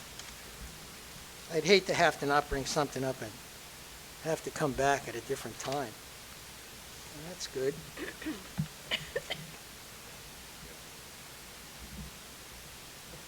Candidates night? No, I think I got it. But I did want to say that as far as our kids and their performance, the academics, the reporting, some of the reporting agencies that, yes, you see in Patch, or you see in Asbury Park Press, or you see in NewJersey.com or the Star Ledger, and where we're rated compared to the rest of the school districts in the state.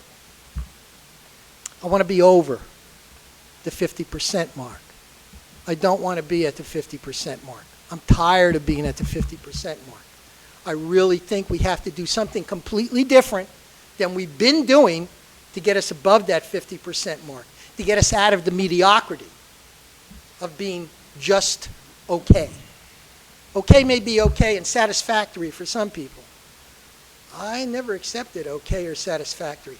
Extraordinary people do extraordinary things at extraordinary times. To the voters of Lacey, these are extraordinary times, people. Do something different. Thank you very much for your time.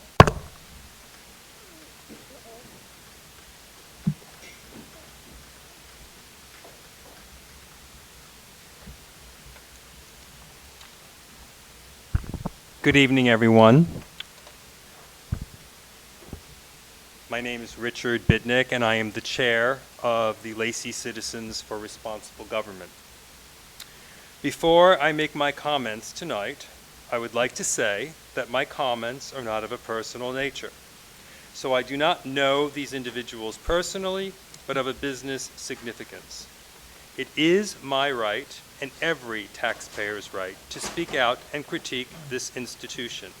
It is imperative that we, the taxpayers, understand how our hard-earned tax dollars are being spent, especially since 68% of our property taxes support this school district. I see the taxpayers as stockholders in this district, and if we are not happy with the direction that this institution is taking, we have every right to speak out. Property values are attached to this school district's performance, and that should sound an alarm for all taxpayers, especially if it's not performing well, as is the current case. If the school district performance is poor, it affects all property owners. With that said, I received 3 phone calls last week from Sharon Silva, who is the business administrator's assistant. She told me she would email me more information concerning the reports dealing with the unused sick days for all employees of this district and the costs allocated for them. It seems that when I spoke to her, she understood quite obviously what I needed, and she said, yes, such a report exists, and she would email it to me. I never got any email from her. So, to me, it seems that somewhere along the line, someone is not allowing me to have access to this information. And I think the reason why is because when the public finds out how much we really owe, they're going to be very, very upset. Linda Downing has been on this school board for decades. She's asking us this year to re-elect her for another 3-year term. But looking at her record, one has to consider, what has she accomplished in those 28 years of service? Does she truly deserve to be re-elected? The facts speak for themselves, and her record is what she is running on. When she first came on this board decades ago, this school district was actually much higher rated than it is today, and the costs of this district were much lower. Over the course of those 28 years, she has served as president of this body on several occasions. She even voted for the solar panel bonding fiasco, which has been widely reported at these meetings and in the press, and signed the actual bond agreement. The school board received a notice from the state saying this entire project lacked board oversight. She has a family member who works for the school district, which means she is conflicted and cannot vote on employment contracts, etc. She also had to endure a public recall effort a few years ago. She is running on a platform of excellence. It certainly is excellence to run away from, in my view. We cannot afford another 3 years of continuing skyrocketing costs and failing performance by this school district. The price is just way too high. As I look through the current employment contract, I have to wonder who is negotiating these contracts. They certainly are not individuals who are fiscally responsible or who even have any interest in tax fairness. I have to wonder why, as a taxpayer, I am paying for these Cadillac health plans for the school employees when most of us in this town do not have insurance that could even come close to matching what is in this contract. Of course, if you work for the school district, that's a different matter. I recently received from the state the current health plans offered and the monthly premiums for each health insurance plan. I was shocked to see that we are paying is right at the top of the list and one of the most expensive plans. There are many other, lesser, cheaper plans that could be chosen. The school district is the employer. They should say they cannot justify this to the taxpayers of this town, and we're only going to offer a lesser plan, but they don't. And please don't kid yourself for a moment with the slight changes that were agreed in this current contract that this is some big savings. Because it's not. It's just a drop in the bucket. If such a cheaper plan were offered, there's nothing stopping the employee from choosing a better plan. But guess what? They'll have to pay for it like the rest of us do. On top of that, not only did they get one of the best health plans, they have top-of-the-line drug coverage, which we are paying for through the nose. But they also received a 4.8% salary increase when inflation is only 1.6%. As in my last month's comments, you heard me rattle off figures for the hidden cost of each employee. It's not just their salary. Many employees get step increases on top of their regular raise. All of these raises are also given without any performance evaluation attached to student achievement.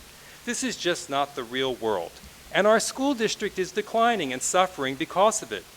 But you can blame this board that they negotiated these outlandish contracts without one iota or concern for the taxpayers. If the union continues with their incessant demands, they will push this school district into insolvency. But that might actually be a good thing. Then the board could get out of this unfair, tilted employment contract, which is taking so much of the funding away from the students and the taxpayers.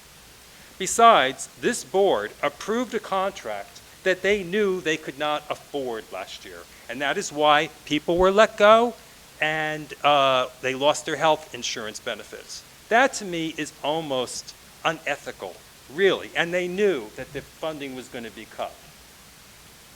This school district needs a Michelle Rhee. If you don't know who she is, look her up. She was the superintendent of the Washington, D.C. school system, and she completely transformed it. And for her, it truly is all about the children and not the adults. Since my last time at this podium, last month, I've heard from several individuals from all walks of life. I talked with a few high school students and asked them how they felt about their school. I was shocked to hear the response. They told me they were ashamed and embarrassed, for the school has a reputation of being called heroin high. I just cringed when I heard that. Others said they were not challenged at all in the schools and were bored most of the time. This is truly saddening to me. One parent told me that they were sick of their children being ashamed of going to these schools, and they did not want their kids to feel that way. I could not agree more.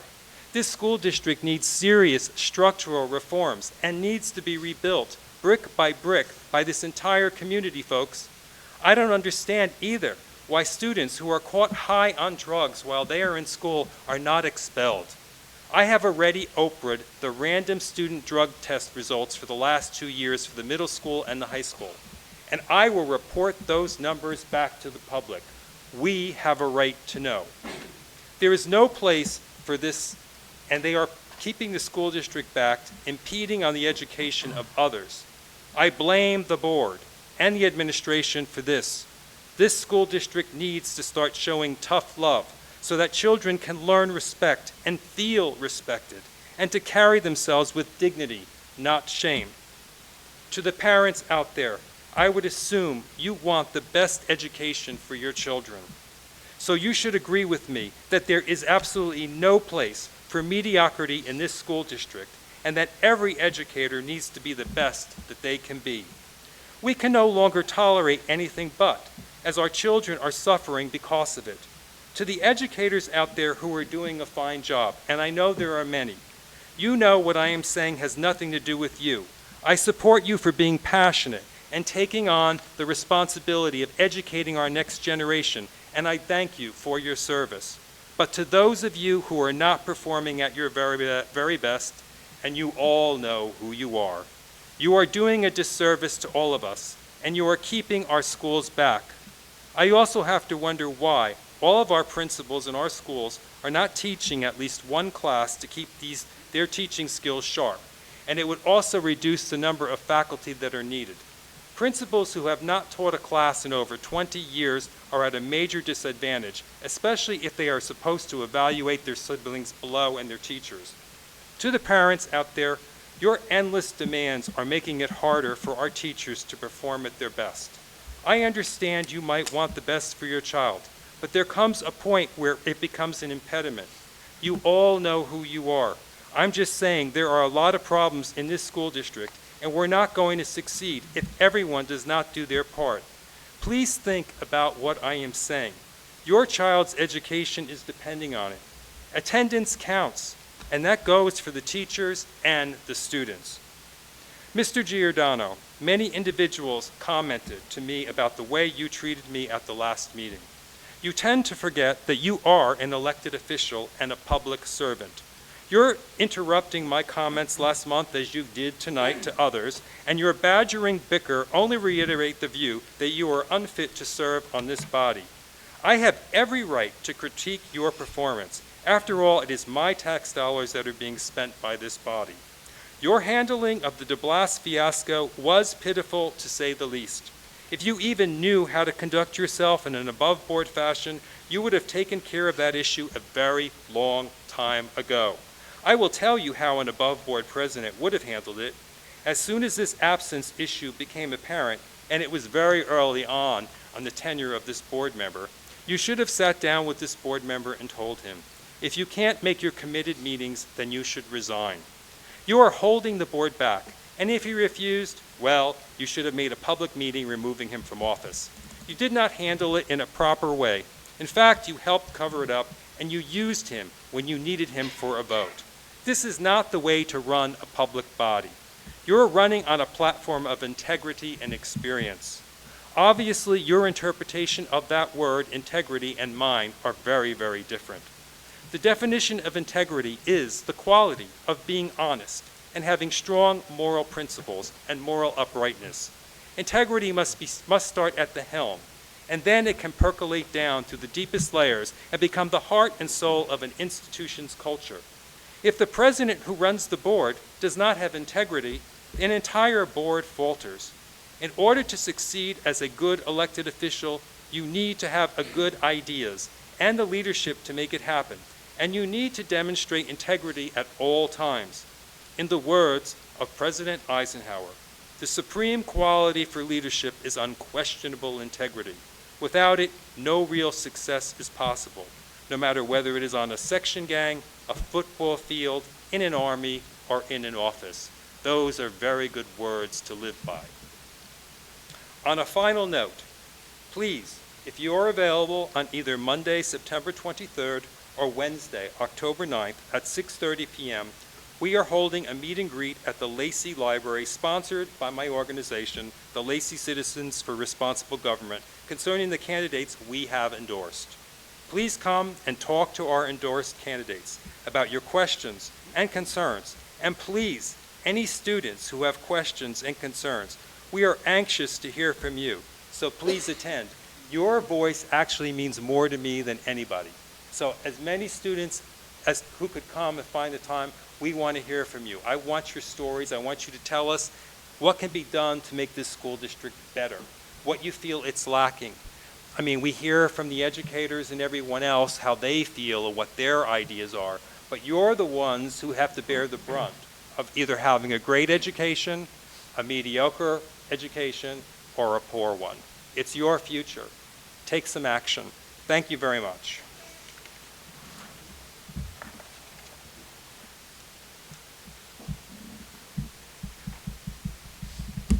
All right. Seeing no more public comment, I'll make a motion to close the floor to public comment. All right, with that, I will move on to board member and committee reports, and I guess we'll start down with Mr. Riggs, Policy Committee. All right, so in policy this month, we had 3 policies and 2 regulations that we went over. The first policy we went over was earned sick leave, which is a new policy that was enacted. It's a part of a state law. For every 30 hours you work, you get 1 hour of sick leave. You accrue 1 hour of sick leave credit. So that's something we just had on our agenda this month for the first time. And then there's the regulation that follows with it too. School district issued student ID cards. I know this has come up a couple times. So we talked about that again, and actually talked about putting it into the middle schools too, and the high schools. It used to just be the high schools, but add the middle schools into that too. don't know if we want to have the middle schools actually displaying theirs or just have them on them. You know, you have to show it because they're probably going to lose them anyway. You know, high school might be a little bit more responsible, and we thought the elementary school had no chance at all of that flying, so we didn't even go down that road.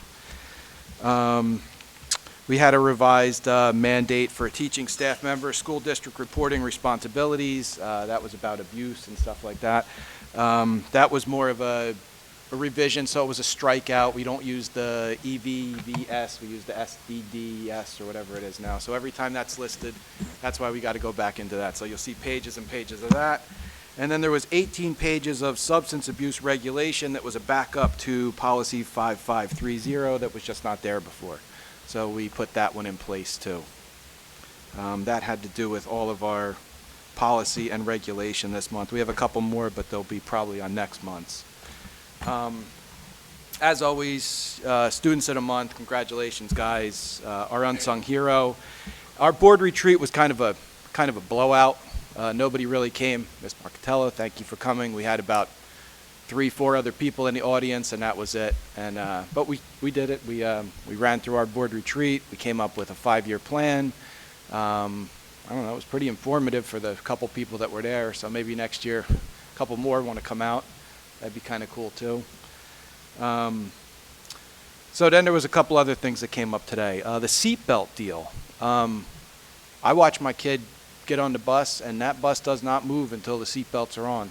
And the bus driver is really stringent about this. He won't go to 5 streets. He won't go to 5 houses down the block to the next one if the kids aren't wearing. If the kids are already getting up and stuff, he makes everybody sit back down. So I have seen nothing but them following this to the T. And that's one guy on the bus, and that bus will not move.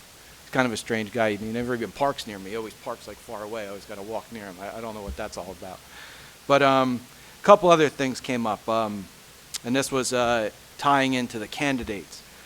Pride and security. So I went to the Friday Night Lights game. In fact, everybody on this board was there, with the exception of our new member, because he might have been. I don't even know. But everybody was there, and it was really a neat thing. The attendance was through the roof, and the Lacey Pride was there. I mean, it was intact. They crushed them. They beat the tar out of Monmouth, which was pretty fun to watch. But I don't know. I don't see anything but pride out of this school. I mean, I'm only seeing it at the top side and the bottom side. I'm never in the middle schools, but I'm seeing it on the elementary school level and seeing it on the high school level. And the kids that I'm seeing, I don't know who you're talking to, but, of course there's going to be always angry teenagers, and I don't want to go to school and this and that. So I don't know if we're going to take all that with all right, well, I'm not seeing it on that side. So maybe, I'll talk to different people. Well, I talk to the public. I'm out. Come on, Richard. I'm out there. I'm always out there. Everywhere you're going, I'm not too far behind. You've seen me around all the time in public. So I'm... Yeah, it's fine. I don't mind. No, I don't mind. No, I engaged. No, we're fine. Richard and I are fine going back and forth. I don't mind any of that. No, I don't care. I already missed my kid's party. What do I care at this point? And then the security issue. I mean, that has been nothing but the forefront of everything that I've seen since I got on this board. We hired there's the police in the schools, there's the specials, the class 3s in the schools, these security vestibules. I mean, it's constantly on everybody's mind. Of course, did we cover every front? Did we think of everything? Well, probably not, but they're really trying with this whole security thing. And another thing that came up tonight too. You guys said something about, I don't remember who it was, but they're embarrassed at this place. They call it Heroin High. Hey, look, I went to school here 20 years ago. It was supposed to be a really good school, and from our perspective, it was on the inside. We didn't know. I mean, Mrs. Downing was on the board. I didn't know who she was. I didn't know what the school board was when I went to school here. Believe me, probably. Yeah, it was 20 years ago. Weren't you here? So the kids in the school I would say, have no concept of what's going on up here. But it was considered a good school. At least we thought it was, We thought it was a good school. It's why we moved back here. But you know where most of those kids are that I went to school with, who graduated from that good school? You got to go to the cemetery to visit most of them, because that was the deal then too. I don't know if we have a problem or if we're the only ones that are talking about it. Because our police like to talk about it, and our township likes to talk about it and confront the issue. So it might be a perception, it might be not. Look. No, it's fine. Again, it's all right. I don't mind. Look, Thank you. Thank you. Well, all right. So you want to shut me down? Fine. Go ahead. Whatever. Go ahead. No. You guys I want you to talk get then. through your It's comments. good.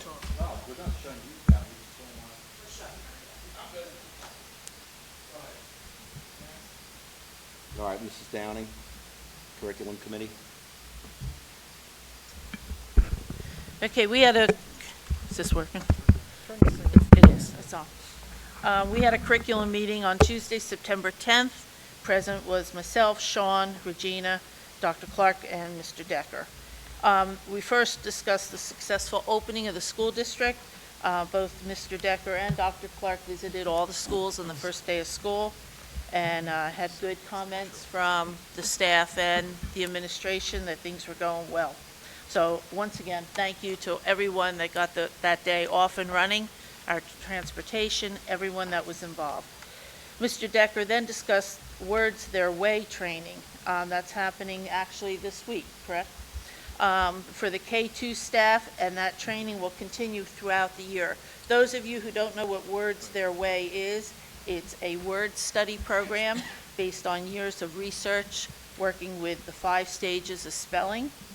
And when trained, it's a very effective program. I've seen it myself in practice, yes, because I'm an educator, and it is a very good program.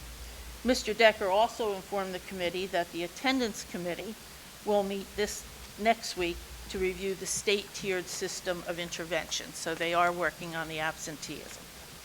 Mr. Decker discussed the ongoing data review of an NWEA. They're going to expand it into the 10th grade so they even have more data to work on improving instruction.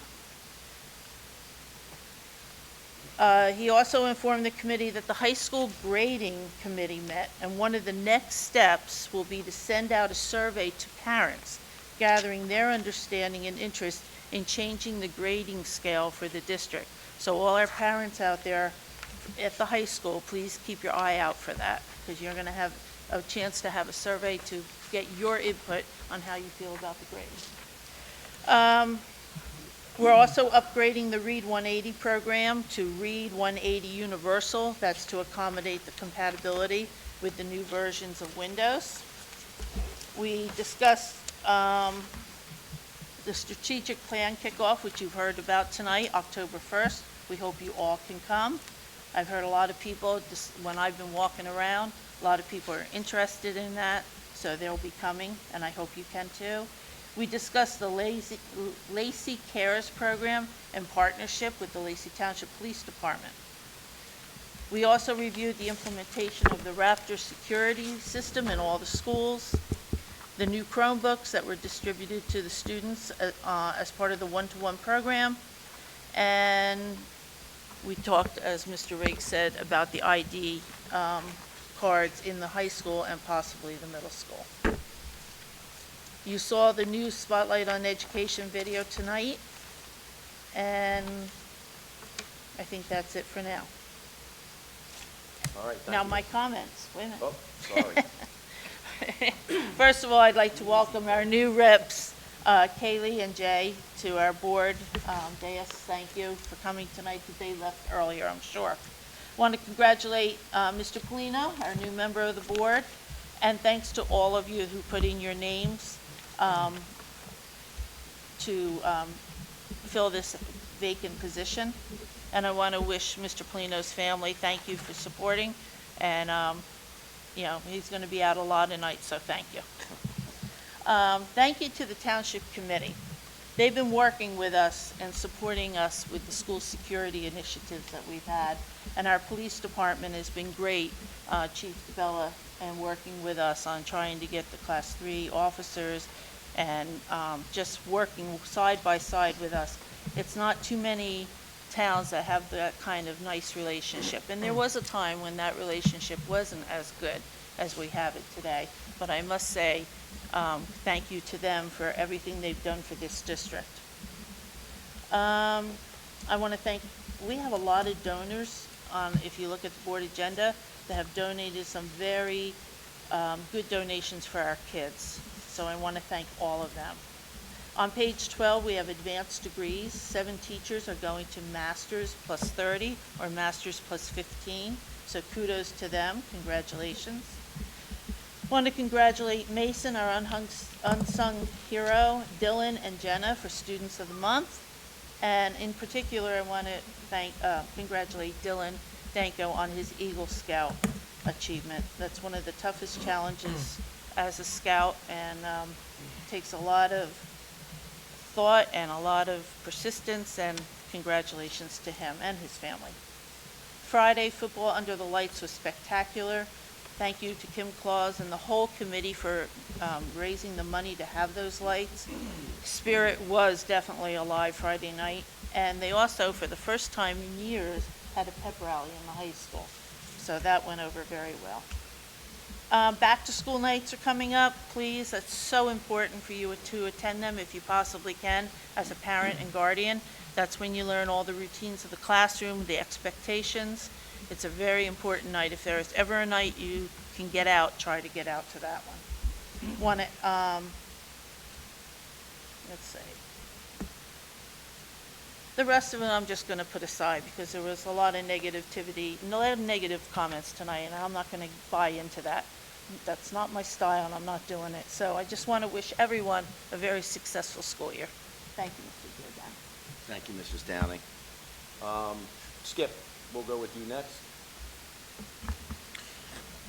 Thank you for attending campaign night. I appreciate it. First, I'd like to mention Mason as the unsung hero, Mason Heckler. Awesome, awesome job. Jenna Stifler, STEM Academy. Guys, if you have an opportunity to get your son or daughter involved in the STEM Academy, it is absolutely amazing. Mr. Kuzan and Mr. Sotaro are involved with that. Excellent, excellent teachers. My daughter actually attended the STEM program, not going into science whatsoever, but it taught her how to study and how to work and prepare for college. It's an awesome, awesome program. Dylan Danko, Eagle Scout, and also engineering. I cannot wait to see these bat houses. They got to be pretty cool. That's awesome that they mix that together. You know, hopefully there's some cool LED lights or something involved with that. I'm sure that he has involved with that. Mr. DeGeorge, thank you for a great presentation tonight. Looking forward to the next one.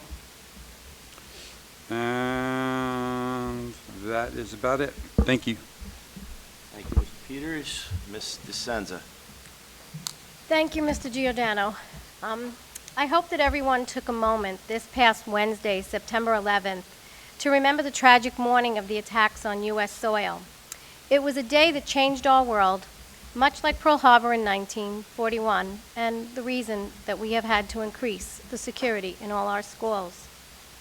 Thank you very much to all 6 of the applicants for the vacancy. The candidates were very impressive, and congratulations to our newest board member. Welcome back, Frank. Tonight, I have some trivia from the New Jersey School Board Association to mention. When I go to county association meetings and state meetings, we get some interesting handouts. This one in particular I'd like to mention. It's 13 things that school board members wish people knew about them. 1, we don't get paid a salary of any kind. A few states do, but never in New Jersey. 2, we don't get keys to school buildings. 3, we don't decide to close on snow days. That call is the superintendent's. 4, we only oversee one employee, the superintendent, Dr. Clark. 5, we are fingerprinted and undergo a criminal background check to take office. 6, we have a code of ethics to adhere to. 7, we are the best trained elected officials in the state. There are annual required courses, and members can take additional credits and receive certification like I have, and Mr. Riggs is also an NJSBA certified new board member. 8, we are not the person to talk to if you have a problem with your child's teacher. 9, 1 or 2 board members cannot enact new policies. A majority is always required to make changes. On this board, that number would be 4 or more. 10, We are legally required to go into private executive session to discuss certain matters. Generally, these are student, employee, or litigation issues. 11, we can't discuss reasons for non-renewal or why students got suspended. That is part of the confidentiality from private sessions. 12, at school board meetings, the public comment period is required by state law, but it is not a time for the board members to engage in dialogue with members of the public. And 13, last but not least, we take pride in having a lasting impact on the education of the children in our community to help each and every child reach his or her full potential. That is the main reason I attend so many functions. Seeing the students during their moments of special achievement is what makes sitting here worthwhile. It's certainly not the pay. The Lacey Board held its first retreat, as was mentioned, on Wednesday, August 21st from 3 to 6:30. At the end of the retreat, the board went to tour the construction projects at all 6 schools, and everything looked great. Some excellent statistics were discussed at the retreat in the PowerPoint that was shown by Dr. Clark and Mr. DeGeorge, some of which were repeated tonight in the budget presentation. 54.8% of our budget is payroll and 26.5% is benefits, which means 81.3% of the district budget is already spoken for, and that is without the $3.7 million in debt payments. Enrollment has decreased, as was mentioned, 11.5% since 2012. In total, since 2009, our enrollment has decreased from a high of 5,100 students to our current number at about 4,000 today. This was one of the main reasons for the severe decrease in our state aid, according to Mr. Magyar from Senator Sweeney's office. He came to speak to us last month about the S2 funding bill. The retreat PowerPoint presentation should be made public on the website hopefully soon. I must thank Ms. Marcatello for staying all afternoon. She has a flexible schedule and she was able to attend the retreat. This past Saturday, September 16th, I attended the New Jersey School Board Association Legislative Committee meeting in Trenton. Many topics were discussed. One of the most major topics was health care reform to provide property tax relief. Jonathan Pushman of the NJSBA stated that only 30% of school districts in the state are still using the SEHBP. Lacey is one of them. He said many districts have left the state plan to seek private insurance companies for lower premiums. He also believes that the state employees' health plan will soon merge with the school employees' health benefit plan, and that may bring some financial relief to the districts still participating. And just to give the public an idea of Lacey's current benefit costs, for this month, the total paid by the district to the state health benefits plan was $970,000. Of that, the employee contribution was $154,000. So the net cost to the district was approximately $815,000. I obtained these numbers from the business office during my bill review on Friday. The prescription plan, called Benecard, that payment for the month was $331,000. It's on page 3 of the Bills and Claims report. The voucher showed the annual total as $4 million.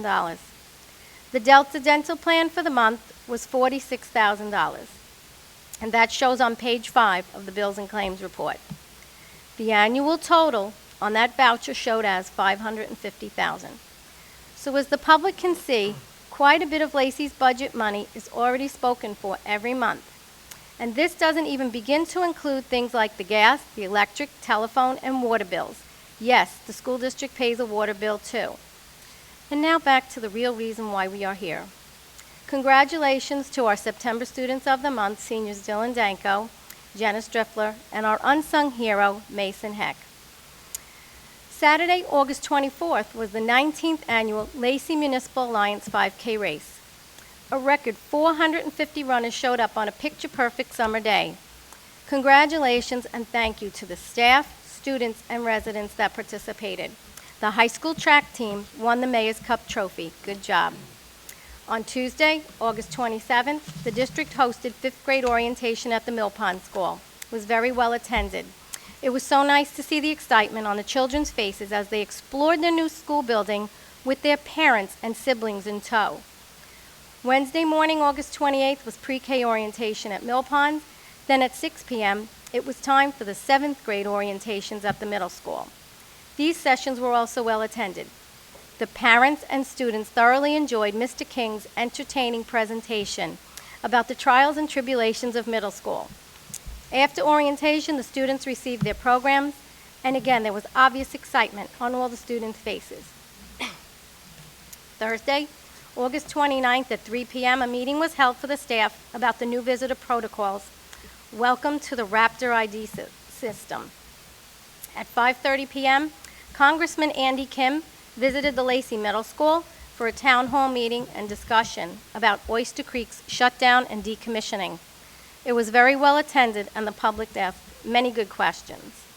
6:30 p.m., the district hosted high school orientation for the freshmen in the auditorium. It was packed. Thank you to all the parents that attended. Please do not hesitate to ask anyone for assistance with any matter at the high school. Freshmen can be overwhelmed, and the administration is here to help you. On September 3rd, from 1 to 2:30 p.m., the high school freshmen had some time to get acquainted with their new programs. It was very nice of the seniors to volunteer their last afternoon of summer vacation to help the freshmen find their way class to class. Thank you. We had board committee meetings held on Monday, September 9th and Tuesday, September 10th. September 12th, I stopped by a gymnastics meet before back-to-school night at the high school. Then at 5:15, the Ocean County College presented the College Pathways program to parents in the lecture hall. At 6:30 p.m., parents began attending back-to-school night. The district officially announced their strategic plan community kickoff meeting for October 1st at 6:30. All parents received a phone call. Please save the date. It will be held in the High School Media Center library. We need community input. Please come. Friday, September 13th, as was mentioned, Lacey history was made with the ribbon-cutting ceremony for the lights on the football field. Thank you very much to the Football Foundation for making this momentous occasion possible. The field can now be used at night. We've been waiting a long time for that. Wednesday, September 18th is back to school night at Mill Pond. Thursday, September 19th is back to school night at Forked River School. Tuesday, September 24th is back to school night at Lenoka Harbor. Wednesday, September 25th will be back to school night at Cedar Creek. On Thursday night, September 26th is back to school night at the middle school.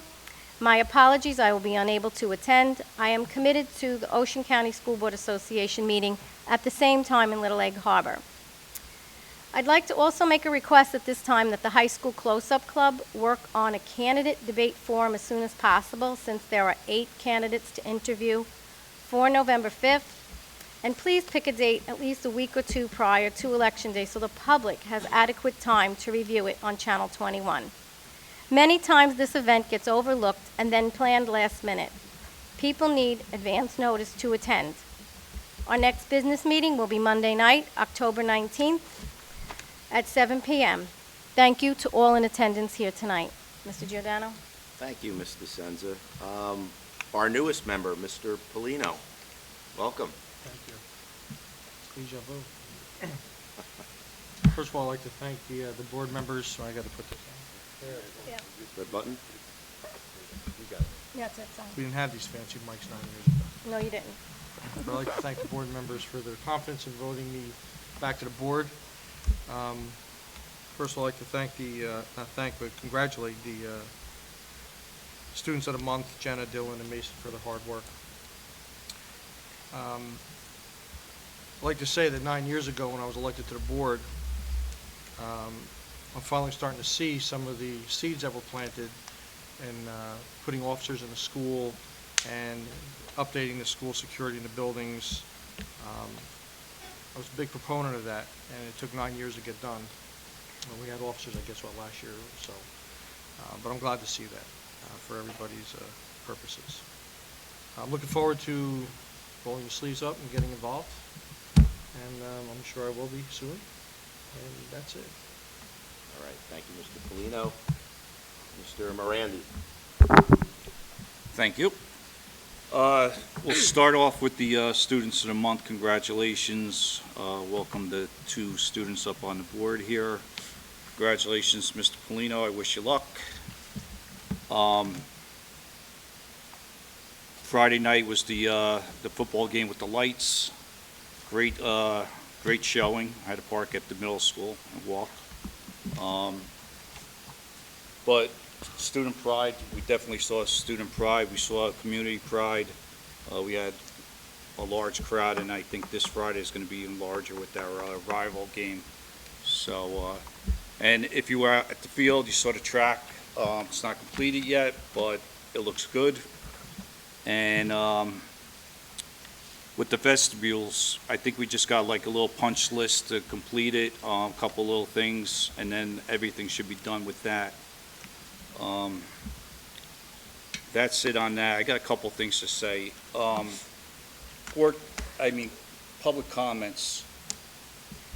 I appreciate everyone having their speeches and stuff, but I don't think this is the this is the place for a political agenda. I've been saying this for a while because these meetings do get long, and I heard someone complain that, they want the meeting to get over with. And we ask that everyone that speaks says their thing, get it done, but I'm a proponent of time limits for public comments, and I think tonight we saw why we should discuss that. Like I said, there's plenty of platforms for politics, for your agendas, everybody's agendas, and I don't think it's here at a meeting. I'm glad I'm not running because I probably would have got ripped for something by one of the speakers. I guess it's not my turn since I'm not running. And for someone else that made a comment about the board retreat, there was one board member missing. I had a death in the family, so I think that's a little more important than a board retreat. So if you asked before you spoke, I would have told you. Welcome back, staff, students. I wish you a great year. And with that, I'll pass it along to you. Thank you, Vice President Randy. We got a few more times before we call you that. So listen, I'm going to try to be brief here. The main reason why we're here, I want to congratulate Mason, Dylan, and Jenna, unsung hero, students of the month. Lafayette, Virginia Tech, some good schools, Delaware Valley. Dylan, to accomplish the rank of Eagle Scout is very, very impressive. And as has been said before, it's extremely hard to meet those requirements. So congratulations on that. Mr. Polino, welcome. Congratulations, and looking forward to you serving as a board member and working with you in the future. Here's what I'm going to say. Let's talk a little bit. Regina, you mentioned this on September 11th. This past September 11th, I flew from Newark to Logan, and I landed at Logan International Airport. And not too many people know this, but there's 3 flagpoles up at 3 different terminals, 2 of which were flights where the outbound flights that crashed originated from, took off from.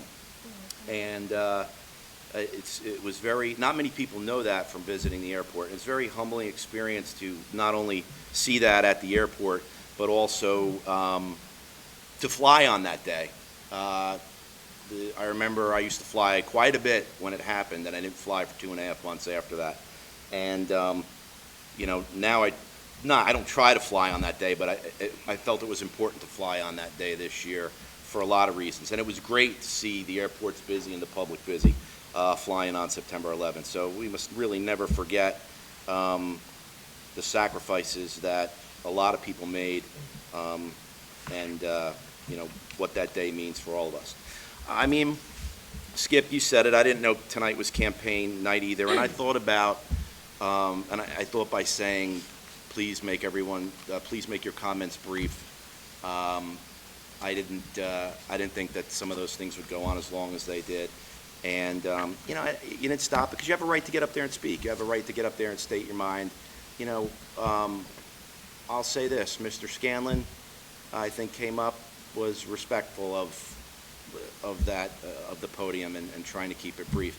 And Mr. Armato, I thought you did a wonderful job. And if I was a member of the public and out there, I like the way that you came up and approached the dais and spoke to the crowd. I think some others are simply up there campaigning.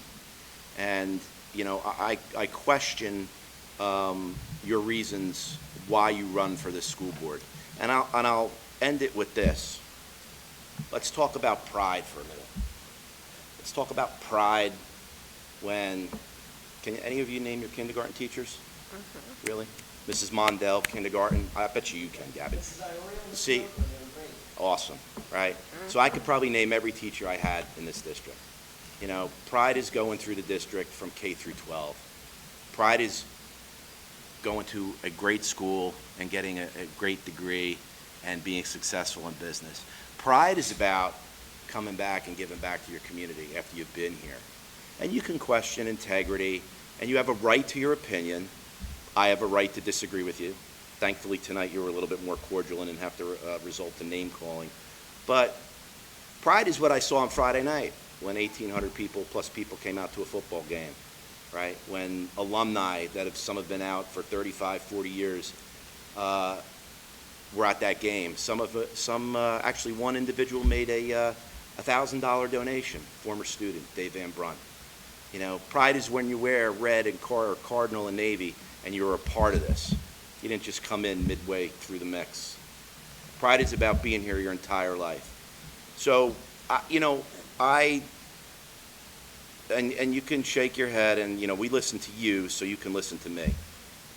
Pride might be me showing up at your library event and asking you guys some questions while you're having your thing. But, you know, I know why I do this, and I know why you wanted to get done. I got to be on a plane at 10:30 to Chicago tomorrow. This is a volunteer spot. You know, I give my time for the kids and for the taxpayers, and I'll end it with that. So thank you very much. With that, I will move on to new business. Item A, number 1 through 23. Motion. Second. Roll call, please. Who was the second? I'm sorry, you, sir? I was the second. Regina was the motion. Mr. Polino. I'm going to abstain. Sure. Mr. Peters. Yes. Mrs. DeSenza. Yes on all except nay on item 2, item numbers 953-579, 953-828, and nay on items 21 and 22. Mr. Riggs. Mrs. Downing. Yes on all, except I am going to abstain on A2.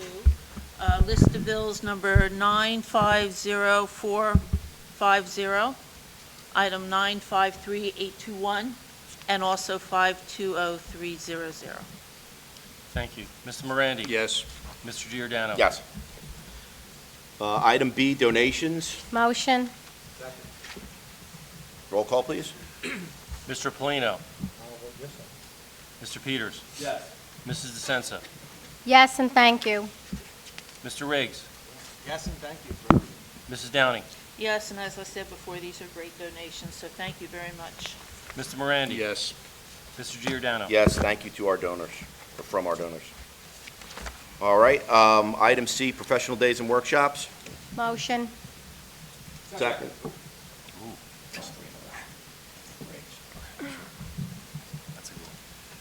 Mr. Polino. Yes. Mr. Peters. Yes. Mrs. DeSenza. Yes. Mr. Riggs. Yes. Mrs. Downing. Yes, I'm going to abstain on Vanessa Clark and Amy Del Vento, both professional days, for both. So 4 total. Got it. Mr. Morandi. Yes. Mr. Giordano. Yes. Item D, certificated personnel, numbers 1 through 12. Move. Second. Roll call, please. Mr. Polino. Yes. Mr. Peters. Yes. Mrs. DeSenza. Yes, we'll miss you, Mr. DeVivo. Mr. Riggs. Yes. Mrs. Downing. Yes. Mr. Morandi. Yes. Mr. Giordano. Yes. Item E, non-certificated personnel, number 1 through 8. Motion. Second.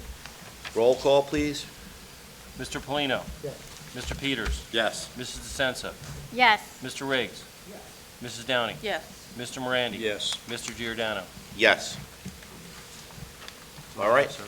No add-ons? No add-ons, nope. I Motion will to make a adjourn? Motion to adjourn. Oh, please. All in favor? Aye. Meeting adjourned.